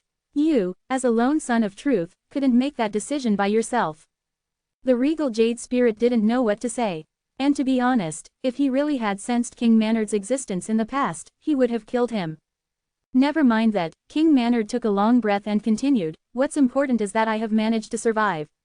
And now, even if some sons of truth have mastered the space truth, they are not the rulers in this space." The regal jade spirit was surprised to hear this. "Do you mean that even the sons of truth cannot control this space?" "Of course that's what I am saying," King Manard arrogantly confirmed. "The spaces they delete can be found here, but it's impossible to retrieve these spaces back. They can't even look at what's going on inside this space. I've deprived them of that right in here." His offhand way of saying that he had deprived the sons of truth their right was as if he were merely discussing the weather. But Zen, the regal jade spirit and number 9527 were extremely shocked when they heard that. This was a rule based on the truth. Who could break the truth of the chaos so easily? Zen's eyes lit up. Although he was shocked, he also had an idea. "If you have deprived the sons of truth of their right, can you also send me out?" King Manard glanced at Zen and asked, "Are you in a hurry to go back?" "Yes." Zen nodded, pursing his lips. King Manard knew very well that most of the creatures that had been sent into this space had somehow managed to offend the Sons of Truth. However, most of the opponents of the Sons of Truth were extremely strong creatures, and King Manard didn't believe Zen was strong enough to qualify for that. "Take your time," King Manard said. "Yes, I can help you find the time node. No matter how much time has passed since you got here, I will be able to send you back at that time node. Locate a specific time node." Hearing that, the two inhabitants of Zen's body were shocked again. A small world was easy to control. If the world in question was someone's inner world, then as its omnipotent creator, it wouldn't be difficult for them to control the time flow rate and even use the time backing in that world. However, an inner world with messy timelines was not easy to control. Generally speaking, nobody was ever willing to mess up the timelines of their inner worlds unless absolutely necessary. Time was a powerful entity and changing or editing it could cause chaos. In the countless universes, most of the holy beings, and even some of the world lords had the power to change time, or even adjust its flow rate. However, in the divine land, such abilities had become extremely rare and precious. In the source world and the chaos, it was almost completely impossible to change and control time by directly practicing the Thurges. Almost no one could surpass the time truth unless they had the help of some very powerful other shore tokens, which were extremely limited in number. As for the time truth, it was impossible for even the chaos ancient gods to master it. Therefore, when King Manard said that he could locate a time node and send Zen back, they were all shocked. That would be amazing. Zen's face was filled with intense joy at the chance of possible return. King Manard glanced outside the cave. He returned alone this time. The 12 disciples kept on floating outside the chaos. He then said, "Let's go back to the palace first." Together, the group soon made their way to the palace that had been built on the deleting pillars. On their way, King Manard asked Zen a bit about the situation of the chaos, and the latter told him about the several human forces as well as some of the super forces in the source world. When he heard that the Bearing race and the Divine Farmer race had joined forces to exterminate the Nine Li race, King Manard frowned. He sighed, "I didn't expect the human forces to kill each other." In the time of the King Manard, the human civilization was a united group. As a ruling force, it occupied the entire chaos, and no internal conflict was even heard of. They had always been united, to the very last possible moment. And from the way King Manard detested the other races, it was crystal clear how much he cared about the human race. He had never expected that the newborn human race in the chaos would fall into such a complicated situation. It was heartbreaking for him to hear such news. "With your great Thurges, you will be able to end the dispute if you return to the chaos," Zen suddenly said. "Return to the chaos?" King Manard shook his head in a disappointed manner. "Didn't you tell us that you have taken complete control over this space and can retrieve everything from within it?" Zen asked. A trace of helplessness appeared on the face of King Manard. He pointed to No 9527's soul and said, "This one can return to the chaos, and so can you." Then he pointed to the regal jade spirit and continued, "But can he return as well?" Although number 9527 and the regal jade spirit had turned into human souls, they were still quite different from each other. Number 9527 was a real strand of a soul, while the regal jade spirit had appeared in the chaos after Zen had merged with the civilization artifact. In fact, his body was still on the other shore. He was in a descending state. "You mean?" Zen's eyes narrowed. King Manard pointed at the ruins in the distance and said, "The chaos that belongs to us has already gone. We can't return to the chaos. Even if we do return, we can only return in the form of another shore token. Or, to put it shortly, you can treat this space as another other shore." Chapter 3033, The Former Glory. Once a round of chaos was destroyed, the rules of the new chaos would suppress everything from the last chaos. Creatures, objects, and even consciousness would be rejected. All creatures, except the chaos ancient gods who had comprehended the truth, had to enter the other shore to save their lives. That was the only way. The space where King Manard lived was separated from the chaos. It was true that he could avoid the deleting pillars and control this space. But he could only hide in there, just like the creatures on the other shore. Another other shore, Zen muttered, his eyebrows rising. Number 9527 and the regal jade spirit were taken aback. They had always only seen this space as a recycle bin. But this space could avoid being involved in the extinction of the chaos. It was indeed another other shore. A smile appeared on King Manard's face as he said, "I actually plan to turn this place into another other shore that belongs only to the human race. Other races won't be allowed to enter it." The other shore was complicated. There were not only a number of souls of light, but also different kinds of creatures. How terrifying would it be if a race were able to occupy the other shore? What an ambitious man King Manard was. This news was good for the human race, of course. Zen thought for a moment before asking, "But how do the creatures in the chaos enter this space?" Mountain, the chaos ancient god behind him, controlled the entrance to this space. King Manard couldn't make sure that the chaos ancient god was on his side. King Manard asked calmly, "How do the creatures in the chaos enter the other shore?" "By cultivating the truth of godly way, of course," replied Zen without hesitation. Number 9527 and the regal jade spirit exchanged a nervous glance. They had a premonition. A sudden thought occurred to Zen. "Is there a truth of godly way that can bring the creatures here?" King Manard smiled meaningfully. He reached out a hand, and the red, yellow, and blue energies spiraled upwards. I have devoted my life to this truth of godly way. I name it the truth of three-energy construction. You created a truth of godly way. No 9527's eyebrows were arched in supercilious surprise. How is that possible? The regal jade spirit also looked confused. Everything they had seen and heard today was against what they had learned over the years. The regal jade spirit knew more than no. 9527. He had been the one to spread all the Sanskrit words from the other shore. The 13 truths of godly ways should have been created by the first civilization. Special other shore tokens were often discovered, but no one had ever created any truth of godly way. King Manard mixed the three kinds of energy and turned them into a single ball of black energy. As the black energy rolled forward, it came to a stop after turning into a stone statue shaped like a horse's head. Void construction. Zen's eyes twitched in excitement. Void construction was supposed to be accomplished in one's inner world. But King Manard had made a stone statue by taking advantage of the truth of three-energy construction. His actions had shocked Zen, number 9527, and the regal jade spirit. A resounding crack sounded. King Manard had pinched the statue of the horse head gently and crushed it into pieces. He said, the 13 truths of godly ways were created by the instant civilization, but the element spirit civilization had emasculated all of them. They have lost their corresponding thurges. When we fought a bloody battle with the element spirit civilization in stage 32, the element spirit race had suffered a great loss.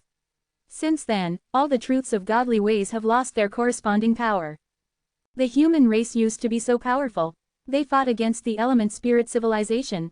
The regal jade spirit was even more surprised. The regal jade civilization had been strong, but not strong enough to fight the element spirit civilization. The regal jade spirit had never expected the human race to be this glorious on the other shore.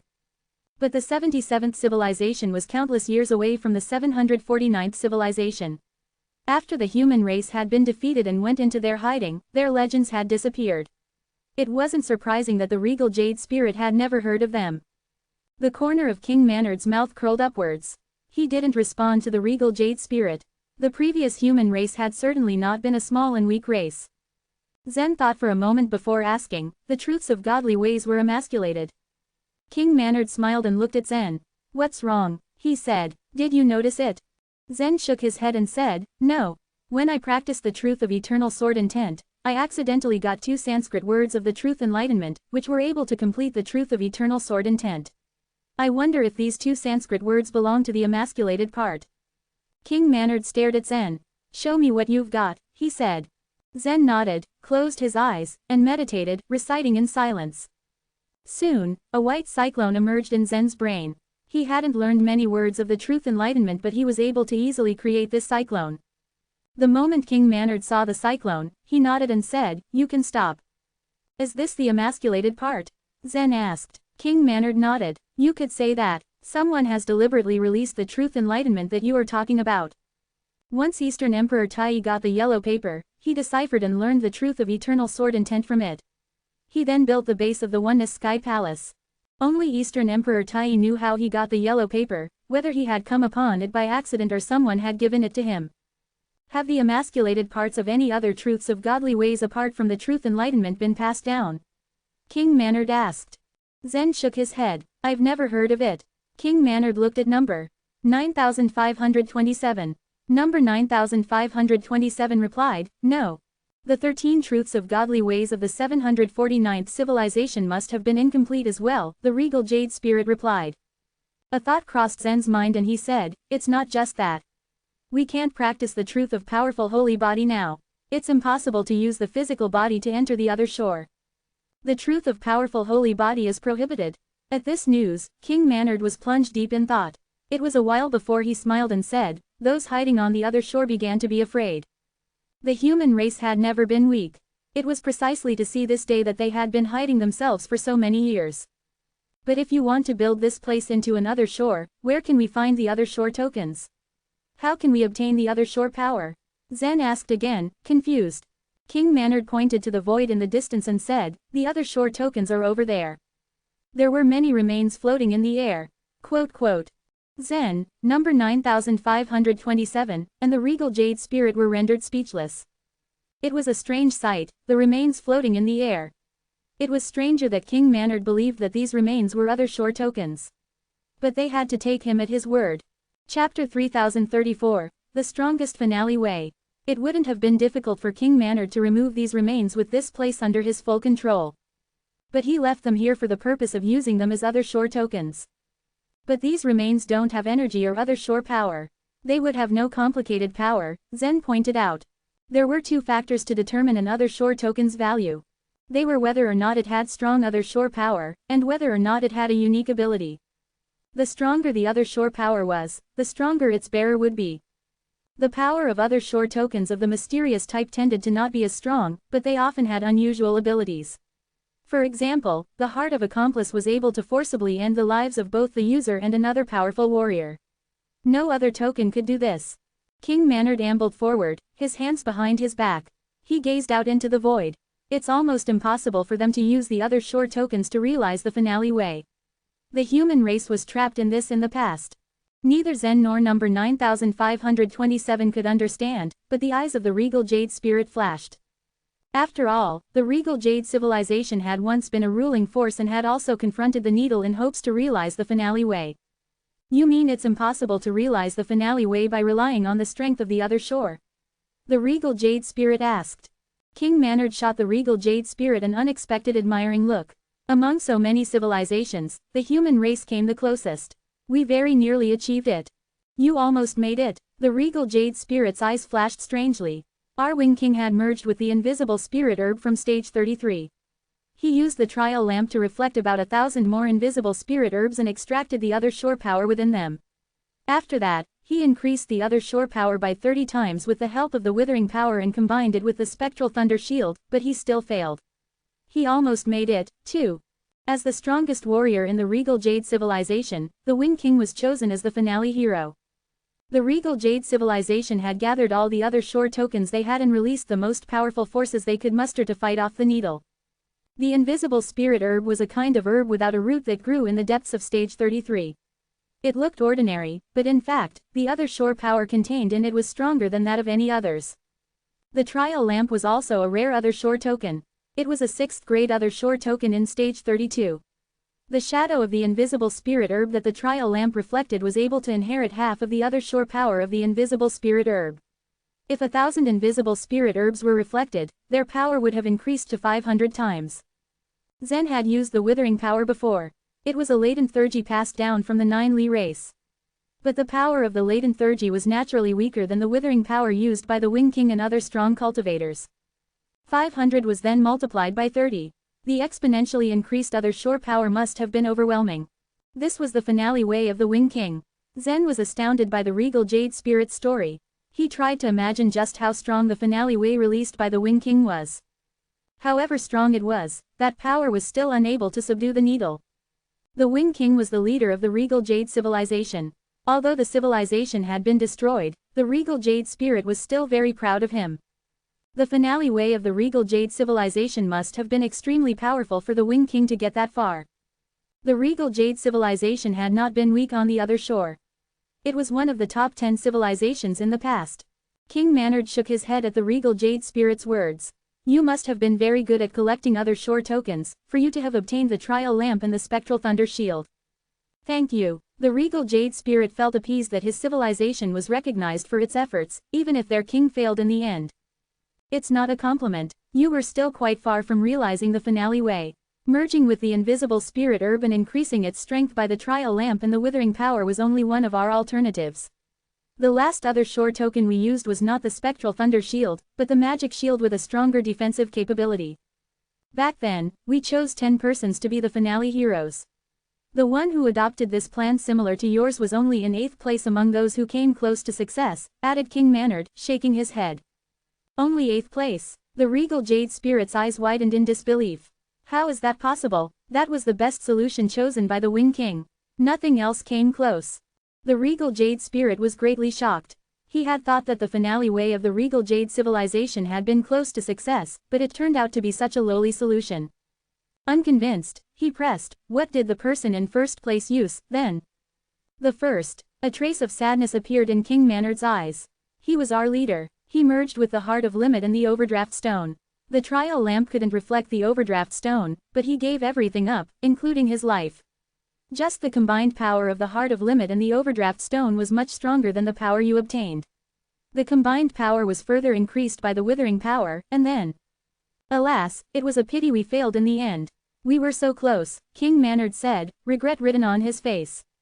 Perhaps feeling he had discouraged the regal jade spirit too much, he added, actually, it was not your fault.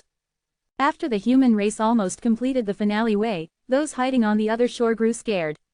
After that, they set the rules, and the other shore was designed by them in such a way that no civilization would ever complete the finale way. It became a pipe dream. I guess that after the 77th civilization was destroyed, the Heart of Limit and the overdraft stone were both hidden away. They might have even destroyed them. Number 9527 nodded in agreement. We haven't heard of these two tokens on the other shore. By their rules, the finale way is destined to fail, and there is no possibility of success, King Maynard said firmly. So we can't rely on that other shore. We must create our own force. He glanced at Zen and continued, the other shore power is from outside of the chaos. We can also obtain it. As he spoke, he pointed at the debris on the ground. The broken statue of Horsehead returned to its original condition. But the new statue seemed a little different. What do you see? Asked King Maynard. Zen stared at the statue and observed it carefully. After a short while, he actually felt a slight energy on the statue. It was the other shore power. Chapter 3035, The Wall of Truth of Godly Way. The other shore power hidden in the statue of the Horsehead wasn't strong. It had less than 1 divine megaton of force, but it was still enough to be regarded as an other shore token. You can endow the statue with other shore power? Zen inquired. King Maynard nodded and held the statue in his hand. The other shore power is not directly from me. It's from the outside of the chaos and my hand is just acting as a medium, he explained. The other shore power was an extremely special existence. However, no one had expected that the power did not come from the chaos itself, but outside of it. As King Maynard gently waved his hand, the other shore power that was hidden in the statue grew stronger and stronger, gradually surpassing 1 divine megaton. If the other shore power comes from somewhere outside of the chaos, then is it possible that there's a way to exit the chaos from the other shore? The regal jade spirit asked as he stared closely at the statue. King Maynard shook his head and said, I'm not actually sure, but you're probably right. It's just that some of the secrets are hidden deep in stage 33. Unfortunately, we weren't able to uncover them even when we were at the height of power. The other shore power in the statue finally stopped increasing after reaching 30 divine megatons. I only acquired 30 divine megatons of force from the abstruse energy world. Luckily, I've found some secrets in that world. My disciples and I should be making a breakthrough, but it will take some time. It's difficult to search outside the chaos, isn't it? Zen asked. King Maynard nodded and said, yes, it is indeed difficult. We are creatures born in the chaos, so we are not allowed to enter the abstruse energy world. Now that I think of it, the only one who might be truly suitable for that world would be the first civilization, the instant civilization. In the abstruse energy world, time and space did not exist. It was said that the instant civilization only existed promptly. Time and space were meaningless to them. Then Zen remembered that the regal jade spirit had once told him about the characteristics of the instant civilization. Upon contemplating, he realized that there might be a relationship between the two. Is it possible that the instant civilization was from the abstruse energy world? He blurted out. You're sharp. Yes, they were from the abstruse energy world. The complexity of the entire chaos was far beyond Zen's imagination. It was almost impossible to reveal all the secrets it contained. Despite this, King Maynard had told Zen many things he needed to know. What do you want me to do? Zen asked straightforwardly. Since he had been exiled into this space, his priority was to quickly find a way to get out. He didn't expect that he would be able to encounter such an opportunity during his stay. Since he was already here, King Maynard would need him to do something in return. If you want to return so badly, you have to meet one condition, King Maynard asserted as he stared at him intently. What is it? Zen responded without any hint of hesitation. Cultivate the truth of 3 energy construction. When you return to the chaos, I need you to find the human race on the other shore, King Maynard answered. He had actually waited for so long before an opportunity like Zen came along. There was no way that he would just let him go that easily. King Maynard was the absolute ruler of this space. Even the chaos ancient god, who had mastered the space truth, couldn't disobey or spy on him. In return, he was not able to leave the space. He wanted Zen to cultivate the truth of 3 energy construction, and then Zen could freely get in and out of this space. Find the human race on the other shore. A trace of confusion appeared in Zen's eyes as he asked further, where am I supposed to look for them? You have to figure out this on your own. The human race in this round of chaos was not born by chance. Your very existence means that the human race on the other shore have already begun to take action, King Manard answered as he gave a meaningful look. After saying that, he turned around and gently stretched out his hand. Several golden bricks started to fall. The golden bricks quickly piled up and turned into a tall wall, surrounding Zen. There was an inscribed word on every golden brick, and the wall they created told the cultivation method for the truth of 3 energy construction. I will only send you back after you have fully comprehended the truth of 3 energy construction. That will be our deal. King Manard's voice resounded from the other side of the wall. The golden wall also kept number 9527 and the regal jade spirit on the other side. Zen could actually teach both of them the truth of 3 energy construction after he had mastered it. However, King Manard detested the other races so much that he didn't allow them to observe the cultivation process of the truth of 3 energy construction. In fact, if he wasn't being nice to them, he might have killed them already. I don't know if I would be compatible with it, Zen muttered from inside the wall. If you can't make it in a year, do it in 10 years. If you still can't do it in 10 years, you have 100 years. I can give you all the time you need to comprehend it. Even if you're not compatible with it, you'll still be able to cultivate it eventually, King Manard replied firmly. Upon hearing that, Zen pursed his lips and stared at the words on the brick wall. He already realized that King Manard would not let him out if he didn't master the truth of 3 energy construction. Fortunately, King Manard was in full control of the time of this space. Zen had nothing to worry about the time he would consume before he mastered it. As number 9527 and the regal jade spirit were waiting outside, they were quietly communicating with each other through their consciousness. If Zen masters the truth of 3 energy construction, then he will be able to merge with the other shore tokens in this space, right? If King Manard gives himself the other shore power and turns himself into another shore token, he will be able to enter the chaos with Zen's help, won't he? Number 9527 told its idea with its consciousness. That's right, but do you seriously think that a proud human like him would agree to become someone else's other shore token? The regal jade spirit answered while shaking his head. Even the creatures on the other shore thought that it was shameful to become other shore tokens. A powerful being like King Manard would naturally be unwilling to become one. Perhaps, he had another idea on how he could return to the chaos. That makes more sense. Number 9527 nodded in agreement. These two sons of truth had seldom communicated before. Although number 9527 was just a strand of soul, it represented a chaos ancient god. The regal jade spirit was also a chaos ancient god in the past, but he represented a civilization on the other shore. Though they shared the same goal of realizing the finale way, they were still always on high alert. After they shared this communication, they became closer. At the same time, King Manard took his 2 disciples back to the other side of the palace. Master, with my exceptional talent, I've still spent a year and a half to be completely well versed in the truth of 3 energy construction. It will take dozens of years for Zen to achieve it, right? The handsome man said arrogantly. The truth of 3 energy construction was much more difficult to grasp than the incomplete truth of eternal sword intent. It was said to be a complete truth of godly way. The handsome man was a 1 in a million talent that King Manard had personally selected. It was such a fascinating display of skill for him to master the truth of 3 energy construction in less than 2 years. Chapter 3036, The Speed of Comprehension.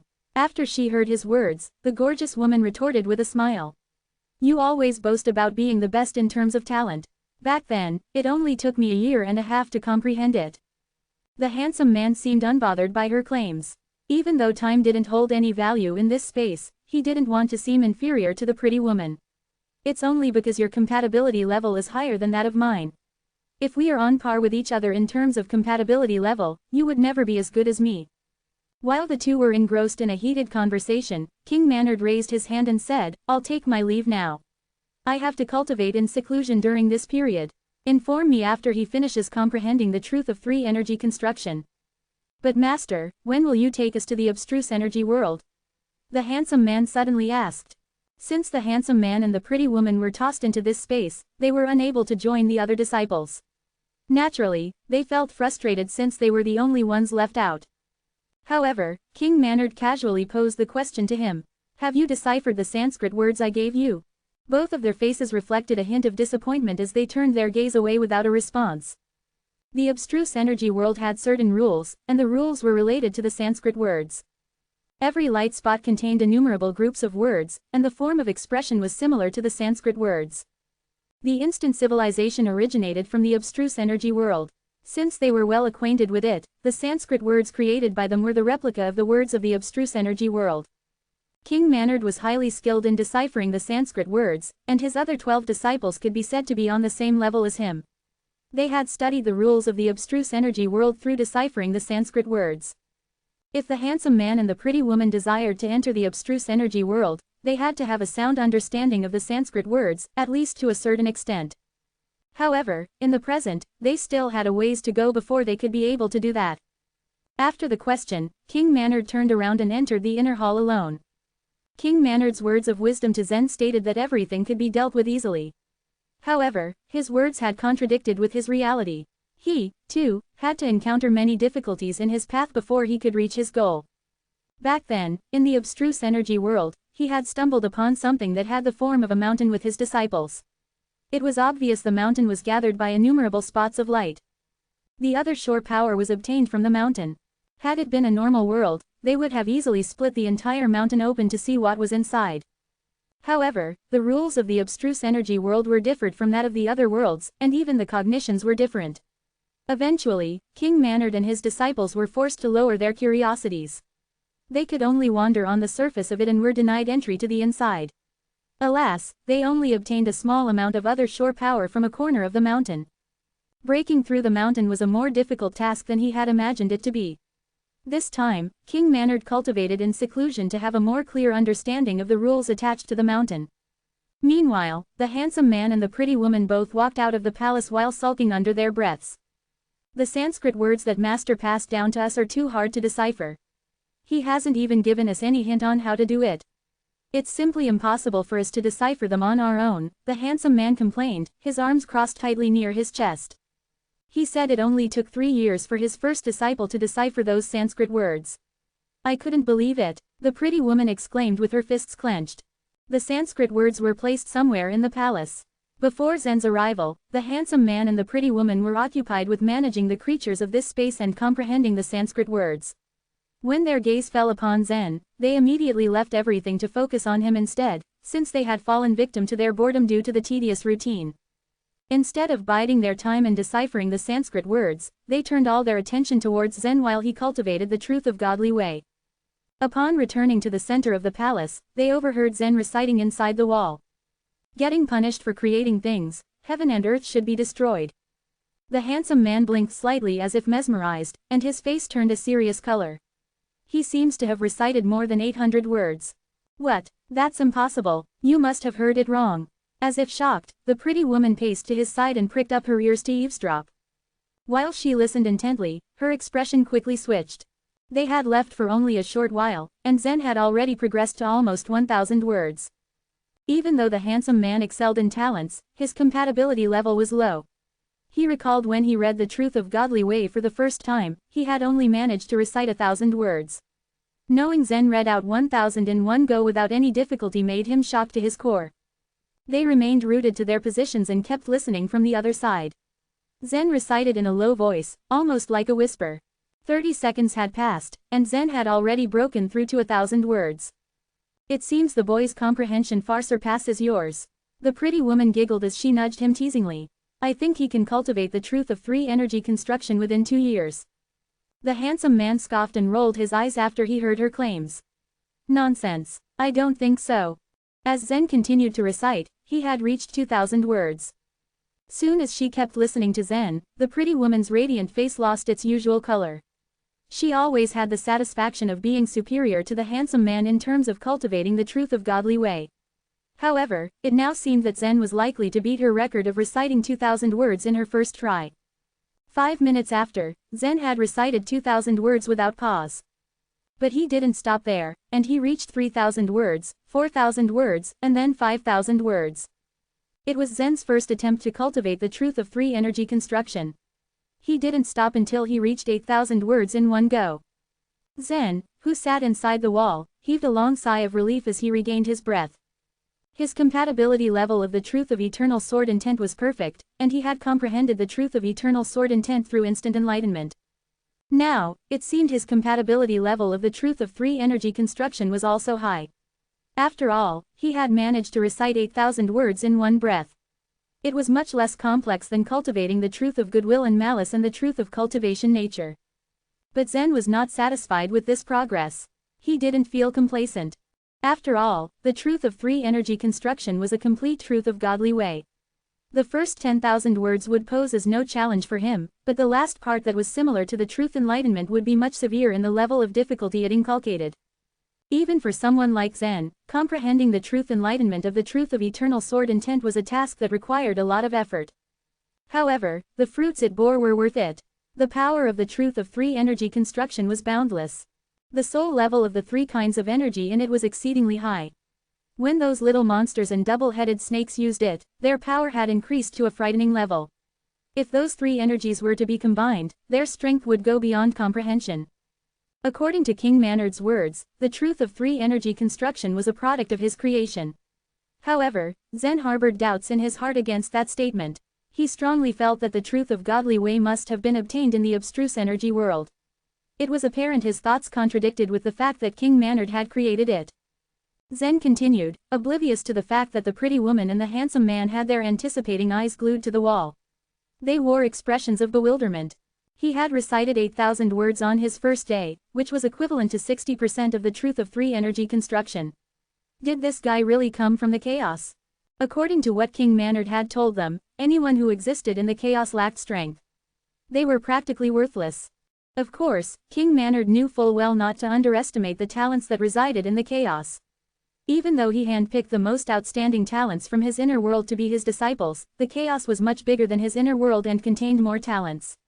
But to practice high morale and confidence in his disciples, he had to belittle the creatures in the chaos to make them feel superior.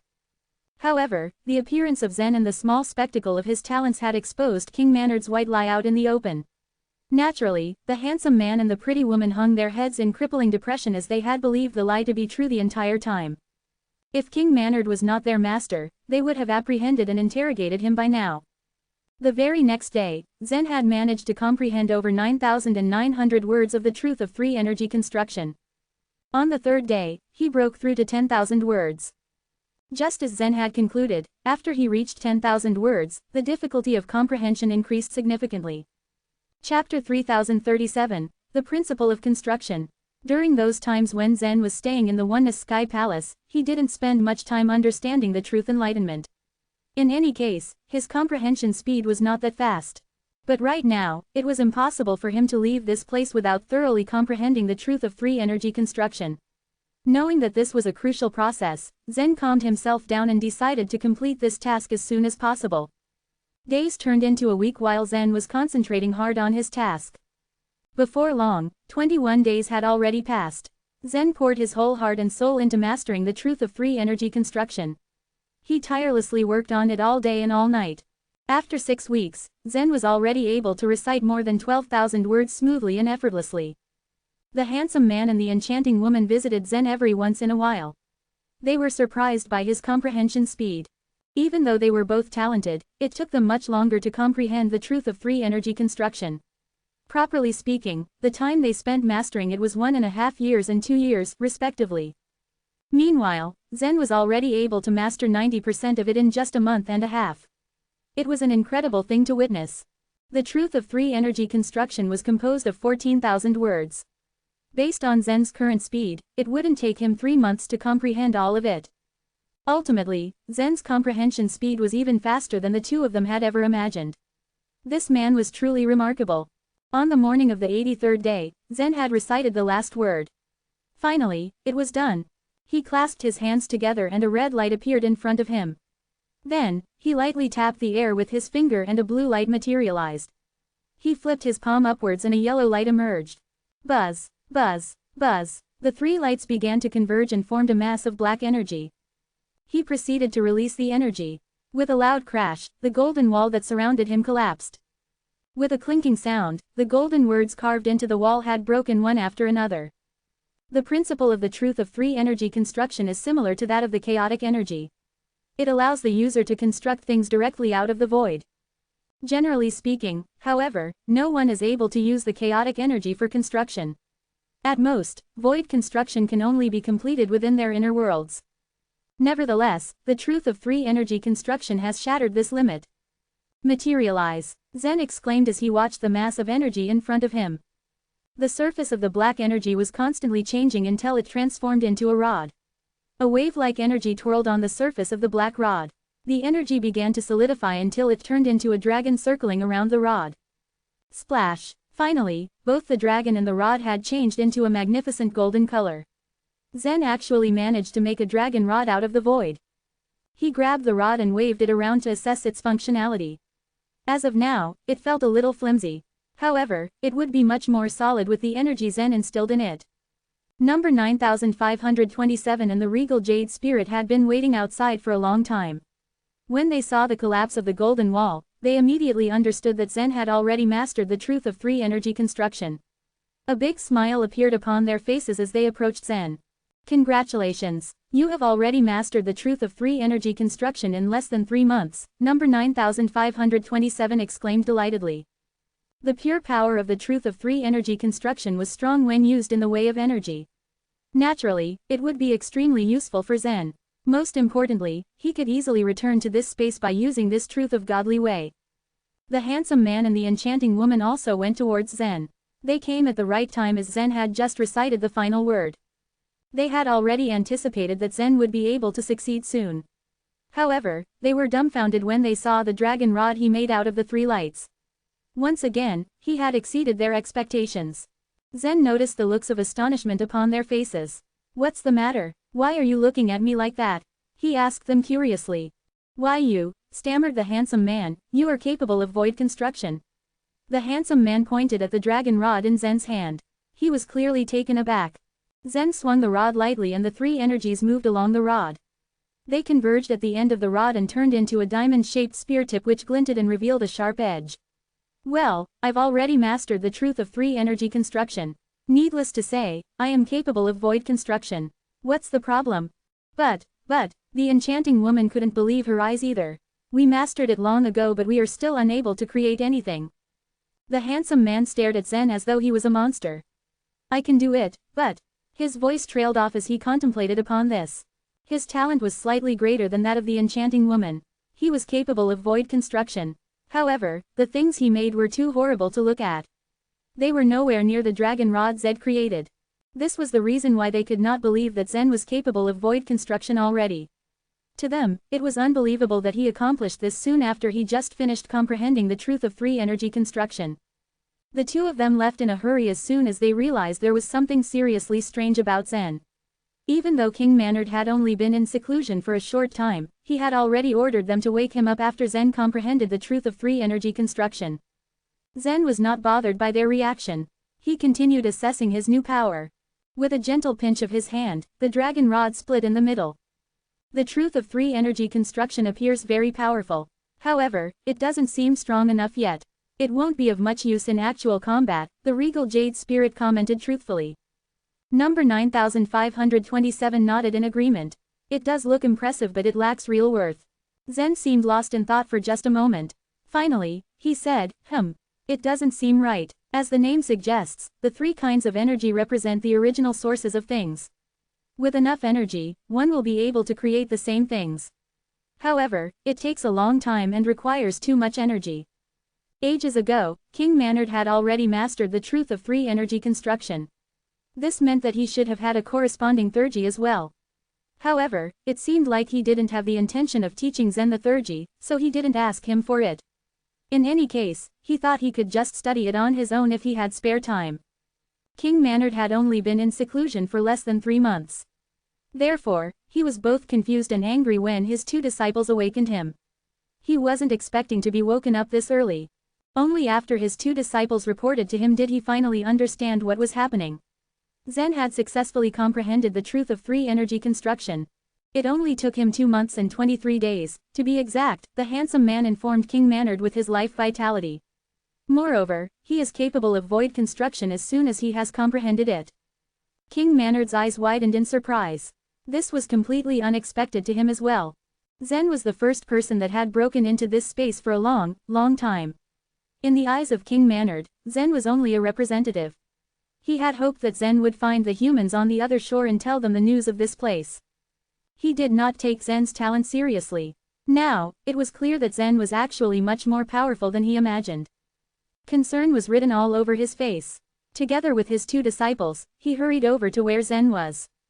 Zen was still discussing the functions of the truth of 3 energy construction with number 9527 and the regal jade spirit when King Manard arrived. He seemed a bit flustered. "Greetings, King Manard," said Zen as he bowed his head slightly. King Manard immediately noticed the broken dragon rod and stared at it. "Kindly show me your ability of void construction," he gestured to Zen imploringly. Zen nodded and held out his hand. The energies of 3 colors gathered once more and converged before changing into a dark color. Soon after, a long shimmering silver sword appeared in his hand.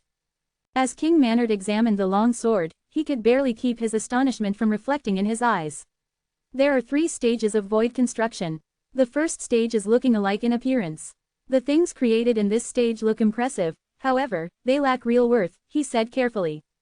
"Yes, you're right," Zen nodded. "This sword absolutely looks splendid, but it is actually useless." Chapter 3038, Returning. The second stage is called Integrating Inner and Outer. "Let me show you," said King Manard. He made a pinching motion above Zen's head and took away the long sword in his hand. King Manard gripped the sword and emitted a steady flow of energy in 3 colors, which was transferred through the hilt into the blade. As the energy flowed, the sword glowed, becoming more and more dazzling. In this manner, he gave the sword the inner power in a short period of time. When he was done, he held up the sword, examining it. Then he threw it back to Zen. "Here, take a look." Zen caught the sword easily, his eyes gleaming as he studied it. This sword is now as powerful as a primary profound blood treasure. King Manard was unfamiliar with the classification of weapons in this round of chaos. But he had confidence in the weapons he had forged. He nodded. "After I comprehended the truth of 3 energy construction, it took me a long time to reach the stage of looking alike in appearance. But you've reached it within a short period of time. You are a great genius. Do you have a master?" His words piqued the attention of the regal jade spirit and no. 9527. It seemed that King Manard was interested in taking Zen on as his disciple. Zen nodded and replied, "Yes, I do." Zen had a master in the great world. One of his missions was to go to the source world from the divine land to inquire into the whereabouts of his master Bromley. But up to now, Zen hadn't been able to find him. From the day he became Bromley's disciple, he had yet to see him, which was truly incredible. As soon as King Manard heard that Zen had a master, he dropped the subject, although he was slightly disappointed. He said, "All right, then. At least we are both human beings, and I need you to find the humans of the other shore. I used to be an extremely powerful king. However, my disciples and children had been gone with the passing of that round of chaos. The 14 disciples I selected from the inner world are not able to inherit my cause." The handsome man and the charming woman looked at each other. They both seemed a little embarrassed. The third stage of the void construction is constructing with one thought. Even though you don't know the structure of some things, you will be able to form them as soon as you think about them. What's more, they'll be real like those existing in reality, King Manard continued. You can even create someone who is exactly the same to you. Constructing with one thought, Zen murmured, trailing off. It was hard for him to imagine what kind of realm that would be. Even those powerful civilizations on the other shore couldn't reach this stage, let alone the chaos ancient gods who had just mastered the truths. It was not a truth-level theurgy. It was just an unreasonable theurgy. Unless the entire chaos turned into one's own inner world, it was impossible for them to reach this stage. Zen was certain that even King Manard couldn't do it. Previously, Zen had thought that the truth of 3 energy construction was at the same level as the truth of eternal sword intent. But if one reached the third stage, the value of their truth of 3 energy construction would probably be much higher than that of other truths of godly ways. If you can't reach this stage of the void construction, it can't be regarded as a powerful method. I've only reached the second stage after years of cultivation, King Manard admitted. Zen nodded in agreement. It seemed that the void construction wouldn't be greatly useful in a real battle. But King Manard added, however, we can use such a theurgy in an inverse way. He stretched out his hand and pinched the air, then he took back the sword that he had given to Zen. With a gentle stroke, the sword became riddled with holes that turned into clouds of black energy, and finally turned into 3 kinds of energy in red, yellow, and blue. Wow! Zen was very interested. Since the truth of 3 energy construction could be used to construct articles in the void, it could also split articles in the void, returning them to their original nature. To clarify, this kind of theurgy can only be used to restore the things built through the truth of 3 energy construction. Zen asked. King Manard smiled. Of course not, he replied. He stomped lightly on the ground, and a brick spiraled up. Take a look. This brick was deleted into this space by a son of truth. King Manard waved his hand, and the brick was smashed into pieces, then crumbled into sand. But it didn't stop there. The sand continued to be split apart, its materials returning to their most basic state. The sand separated into 2 kinds of auras in black and white, then dissipated further, until they had turned into a mass of murky brown gas. Zen recognized the gas at once. This was chaotic energy. King Manard smiled at the expression on Zen's face.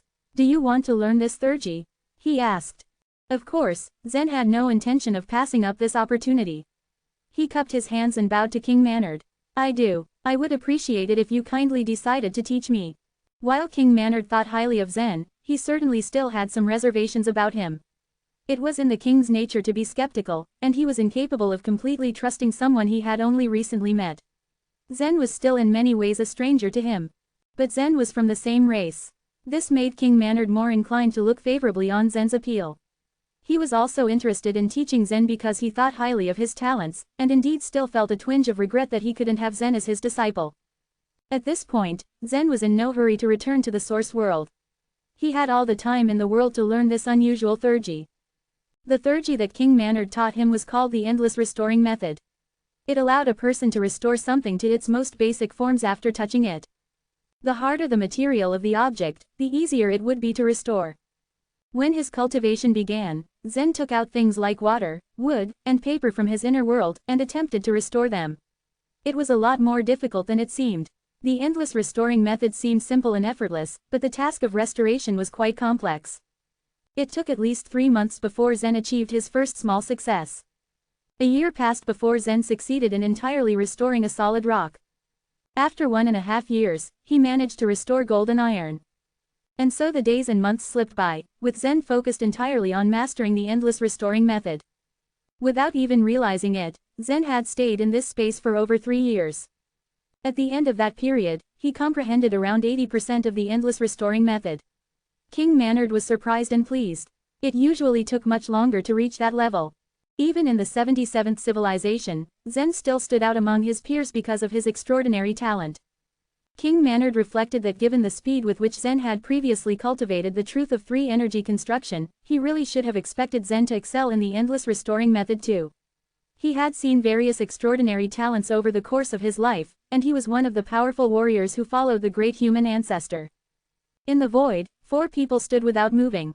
King Manard, the handsome man, the charming woman, and Zen had gathered together. Many little monsters surrounded them in the ruins. These little monsters obeyed the handsome man and the charming woman, but they worshipped King Manard.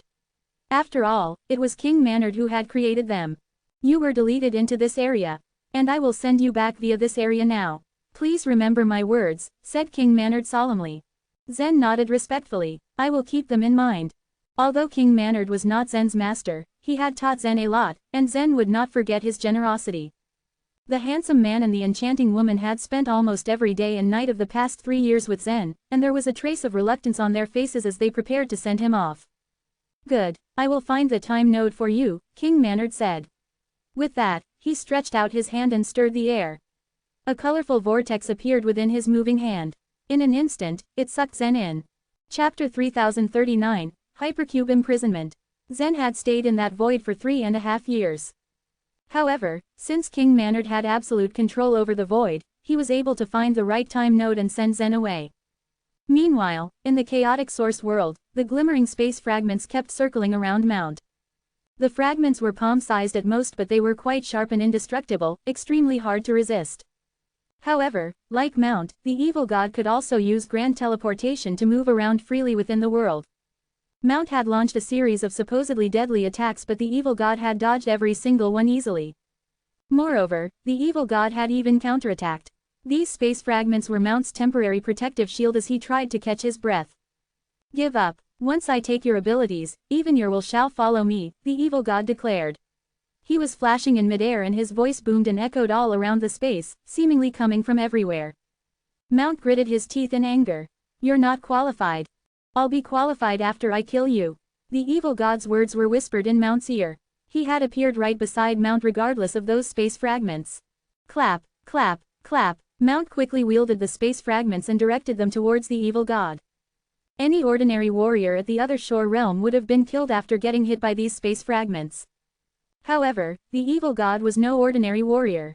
His entire body had been reinforced by the mighty golden body and all the space fragments could do was scratch him in multiple places. Sizz. The evil god's wounds healed in the blink of an eye, courtesy of a small race's bloodline Thurgy. So long as his elixir field and soul remained intact, his body would recover and he would never die. He was, in one word, invincible. The multiple bloodline Thurgies he had absorbed ensured his protection. With a slight wave of his hand, the evil god threw a fist towards Mount in spite of the bombardment of space fragments. Swish! It was at this point that Mount felt the energy of the shadow of Snake Goddess wrap around him. Meanwhile, most super forces chose to watch as this battle continued to unfold before them. The evil god belonged to the infamous Black Ship while Mount was from the Divine Farmer race. Everyone hated the Black Ship but nobody would come to Mount's aid since the Divine Farmer race, the Sun Crow race, the Bearing race, and the New Moon race had been blown away by the hurricane. Yan watched the fight with concern, all the while instructing the other disciples of the Pear Hill to stand aside and stay out of danger. Yan, which one should we help? Natalie asked. Yan was caught in quite a sticky situation. Mount had exiled her brother and it would make sense to delight in his misery. However, his opponent was the evil god. She truly couldn't understand how a being with such strong destructive instincts was birthed in her brother's inner world. Mount served as a temporary deterrent to the evil god's rampage. Once he inevitably died by his invincible opponent's hands, everyone else was next. Natalie had foreseen this and found it best to ask Yan for her opinion. The only favorable option right now was to help Mount. On the other hand, the Oneness Sky Palace was also in a dilemma. At the very beginning, they, along with the Pear Hill, planned on forcing Mount to hand Zen over. To their surprise, Mount declared Zen as someone who had been deleted, with no possibility of ever getting back. How would they let Mount go in this case? After they finally restricted Mount's power, the evil god interfered suddenly and now seemed to be ready to come for everyone else. The situation became inexplicably complicated. Maybe I should remove my abacus. Hyam murmured in consideration. What? Why? Elvinia protested. Zen is still under his control. If he's dead, then we will lose our last sliver of hope, Dorothy spoke. She wholeheartedly believed that Mount had lied to all of them. She knew for a fact that warriors who were good enough at the Space Thurgy always had a way to take back what they had exiled. However, Mount hadn't been lying. Not even the Chaos Ancient God, having lost control of the space, could take Zen back. Crack, crack. Among everyone in the chaotic source world, Mount's physical strength came only second to Zen's after Zen activated the Shade Stone. His corporeal body was extremely solid, however, it was no match to the shadow of Snake Goddess's extremely erosive power. A tentacle skimmed the surface of Mount's body, leaving behind a deep blood groove on his tan, bronze skin. Pretty soon, his entire body was covered with horrible wounds from the shadow of Snake Goddess. Are you going to be killed by me like this? The evil god asked with a smile. He was so clever that he could almost guess what Mount wanted to do. Mount could freely move within the space. So long as he wanted, he could easily leave the area covered by the evil god's world. If the evil god followed and left this world, all the bloodline Thurgies he gained would fail to work. The evil god was clear that Mount could make such judgments with his keen observation. He definitely had some plans up his sleeve. Why else would he dare fight against him? This was the reason why the evil god remained on high alert during their entire battle. Mount, who just suffered immensely from his shadow of Snake Goddess, could use grand teleportation to escape obviously. But why did he choose to stay? You can't kill me, but I can kill you, Mount murmured despite all his wounds. Light flashed in his eyes as a cube formed in his pupil. The space fragments were still flying around them like a dangerous storm. In a flash, they seemed to be enlightened and began to array neatly around, wrapping the two warriors. In your world, you can copy other people's bloodlines, but there are limits to this ability, Mount said in a calm, collected manner. You can copy only around 30 to 40% of my bloodline power, hence you can make spatial transference but not activate the other Thurgies hidden within. Before Mount could finish his words, the evil god quickly paled and intended to leave via grand teleportation. However, just as he was about to use it, he realized that it didn't seem to be working. Mount simply stared at him blankly. This is the hypercube imprisonment. Its space restriction is even stronger than that of the chaotic source world. There is no way for you to get rid of it. Many powerful warriors had previously banded together to set up the chaotic source world space restrictions. To do that, they used the truth of void destruction and the abilities of the other shore tokens. Mount's bloodline, however, was related to a truth, which meant that his imprisonment methods were far greater. Chapter 3040, Devil Soul-Sucking Spear. In his shock, the evil god was about to move away. Just as Mount said, the surrounding space remained stationary as though the space law had no effect on it. Go to perdition. The evil god's eyes flashed with the killing intent. He did not waste any time attacking Mount with all his strength. The snake goddess' countless shadows formed energy beams that rushed straight toward Mount. But before they touched him, he managed to turn himself into a shadow and disappear before the evil god's eyes. With Mount's current strength, it was a little difficult to make use of the hypercube imprisonment. It was stronger than the cube in which Yan was imprisoned earlier, but it took some time to employ it. To pave the way for the prison, he peeled off the space fragments. It was unrealistic to use those fragments to kill the evil god. After taking the evil god's first round of attack, Mount finally had a chance to fight back. Buzz. After Mount used the spatial transference, he appeared on the other side.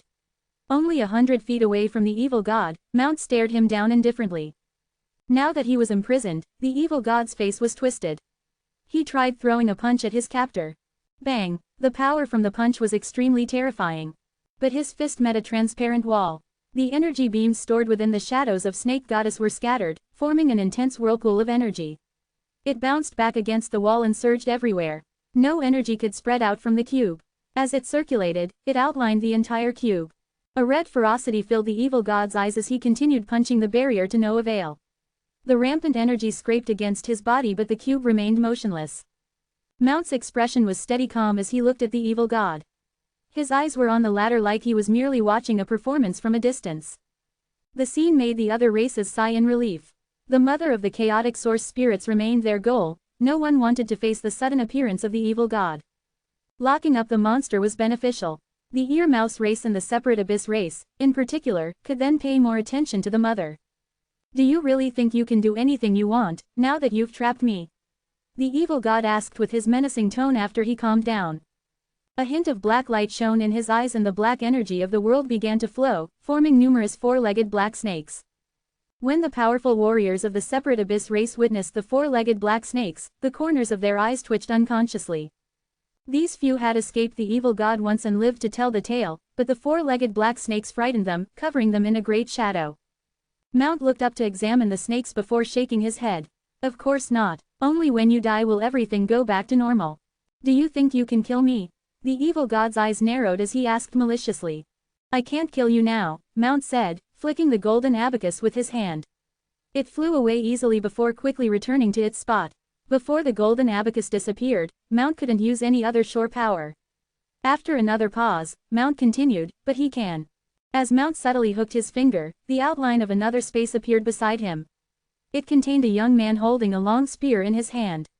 Though he seemed somewhat dispirited, his eyes were still sharp. It was none other than Qartulad, who had just taken a beating from Yan.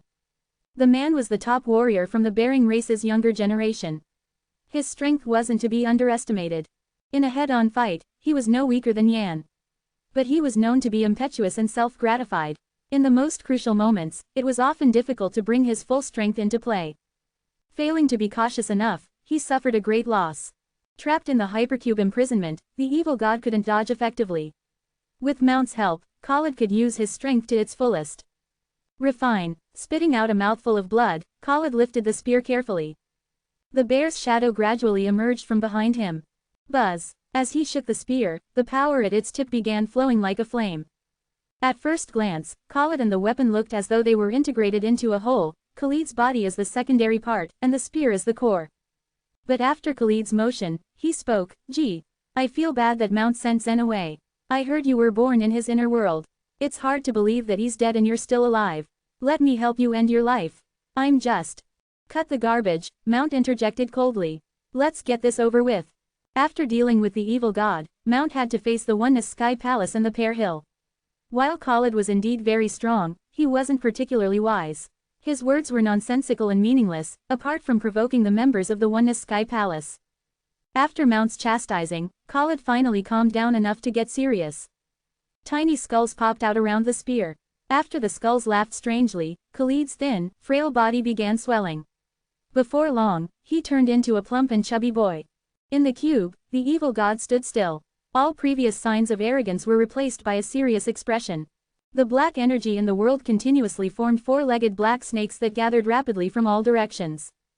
Devil's soul-sucking spear. Gripping the long spear in one hand, Khalid took a step in the air, using the weapon to stab at the evil god. Those who could take the spear as a weapon were no less powerful than dragons. They held great intention to kill their enemies in a single strike. Khalid's other sure token was a skull called the Heavenly Fiend Skull. At all times, it was stored in the Heavenly Fiend Temple situated within Stage 13. The Heavenly Fiend Temple was an extremely powerful one, and no one even knew how many creatures had died there. Every creature to perish there was absorbed by the Heavenly Fiend Skull. The Bearing race had paid a hefty price to get their hands on the token. In the end, it fell into Khalid's hands. Khalid's blow nearly exhausted all its power, and his physical body had also reached its limit. Swish! The moment the tip of the spear cut through air, countless shadows of skulls in the surging spear radiance began whining. Meanwhile, the black snakes continued flying over. They turned into figures of the evil god, standing in a row as defense against the spear radiance. Plop, plop, plop, how could they resist Khalid's attack? The very moment the spear radiance pierced these figures, they exploded. But the black energy didn't disappear. Like a bunch of maggots, it continued gnawing at the spear radiance. As the spear radiance penetrated the evil god's figures, the bright white spear radiance grew dark, and even the spear's sharp tip was contaminated.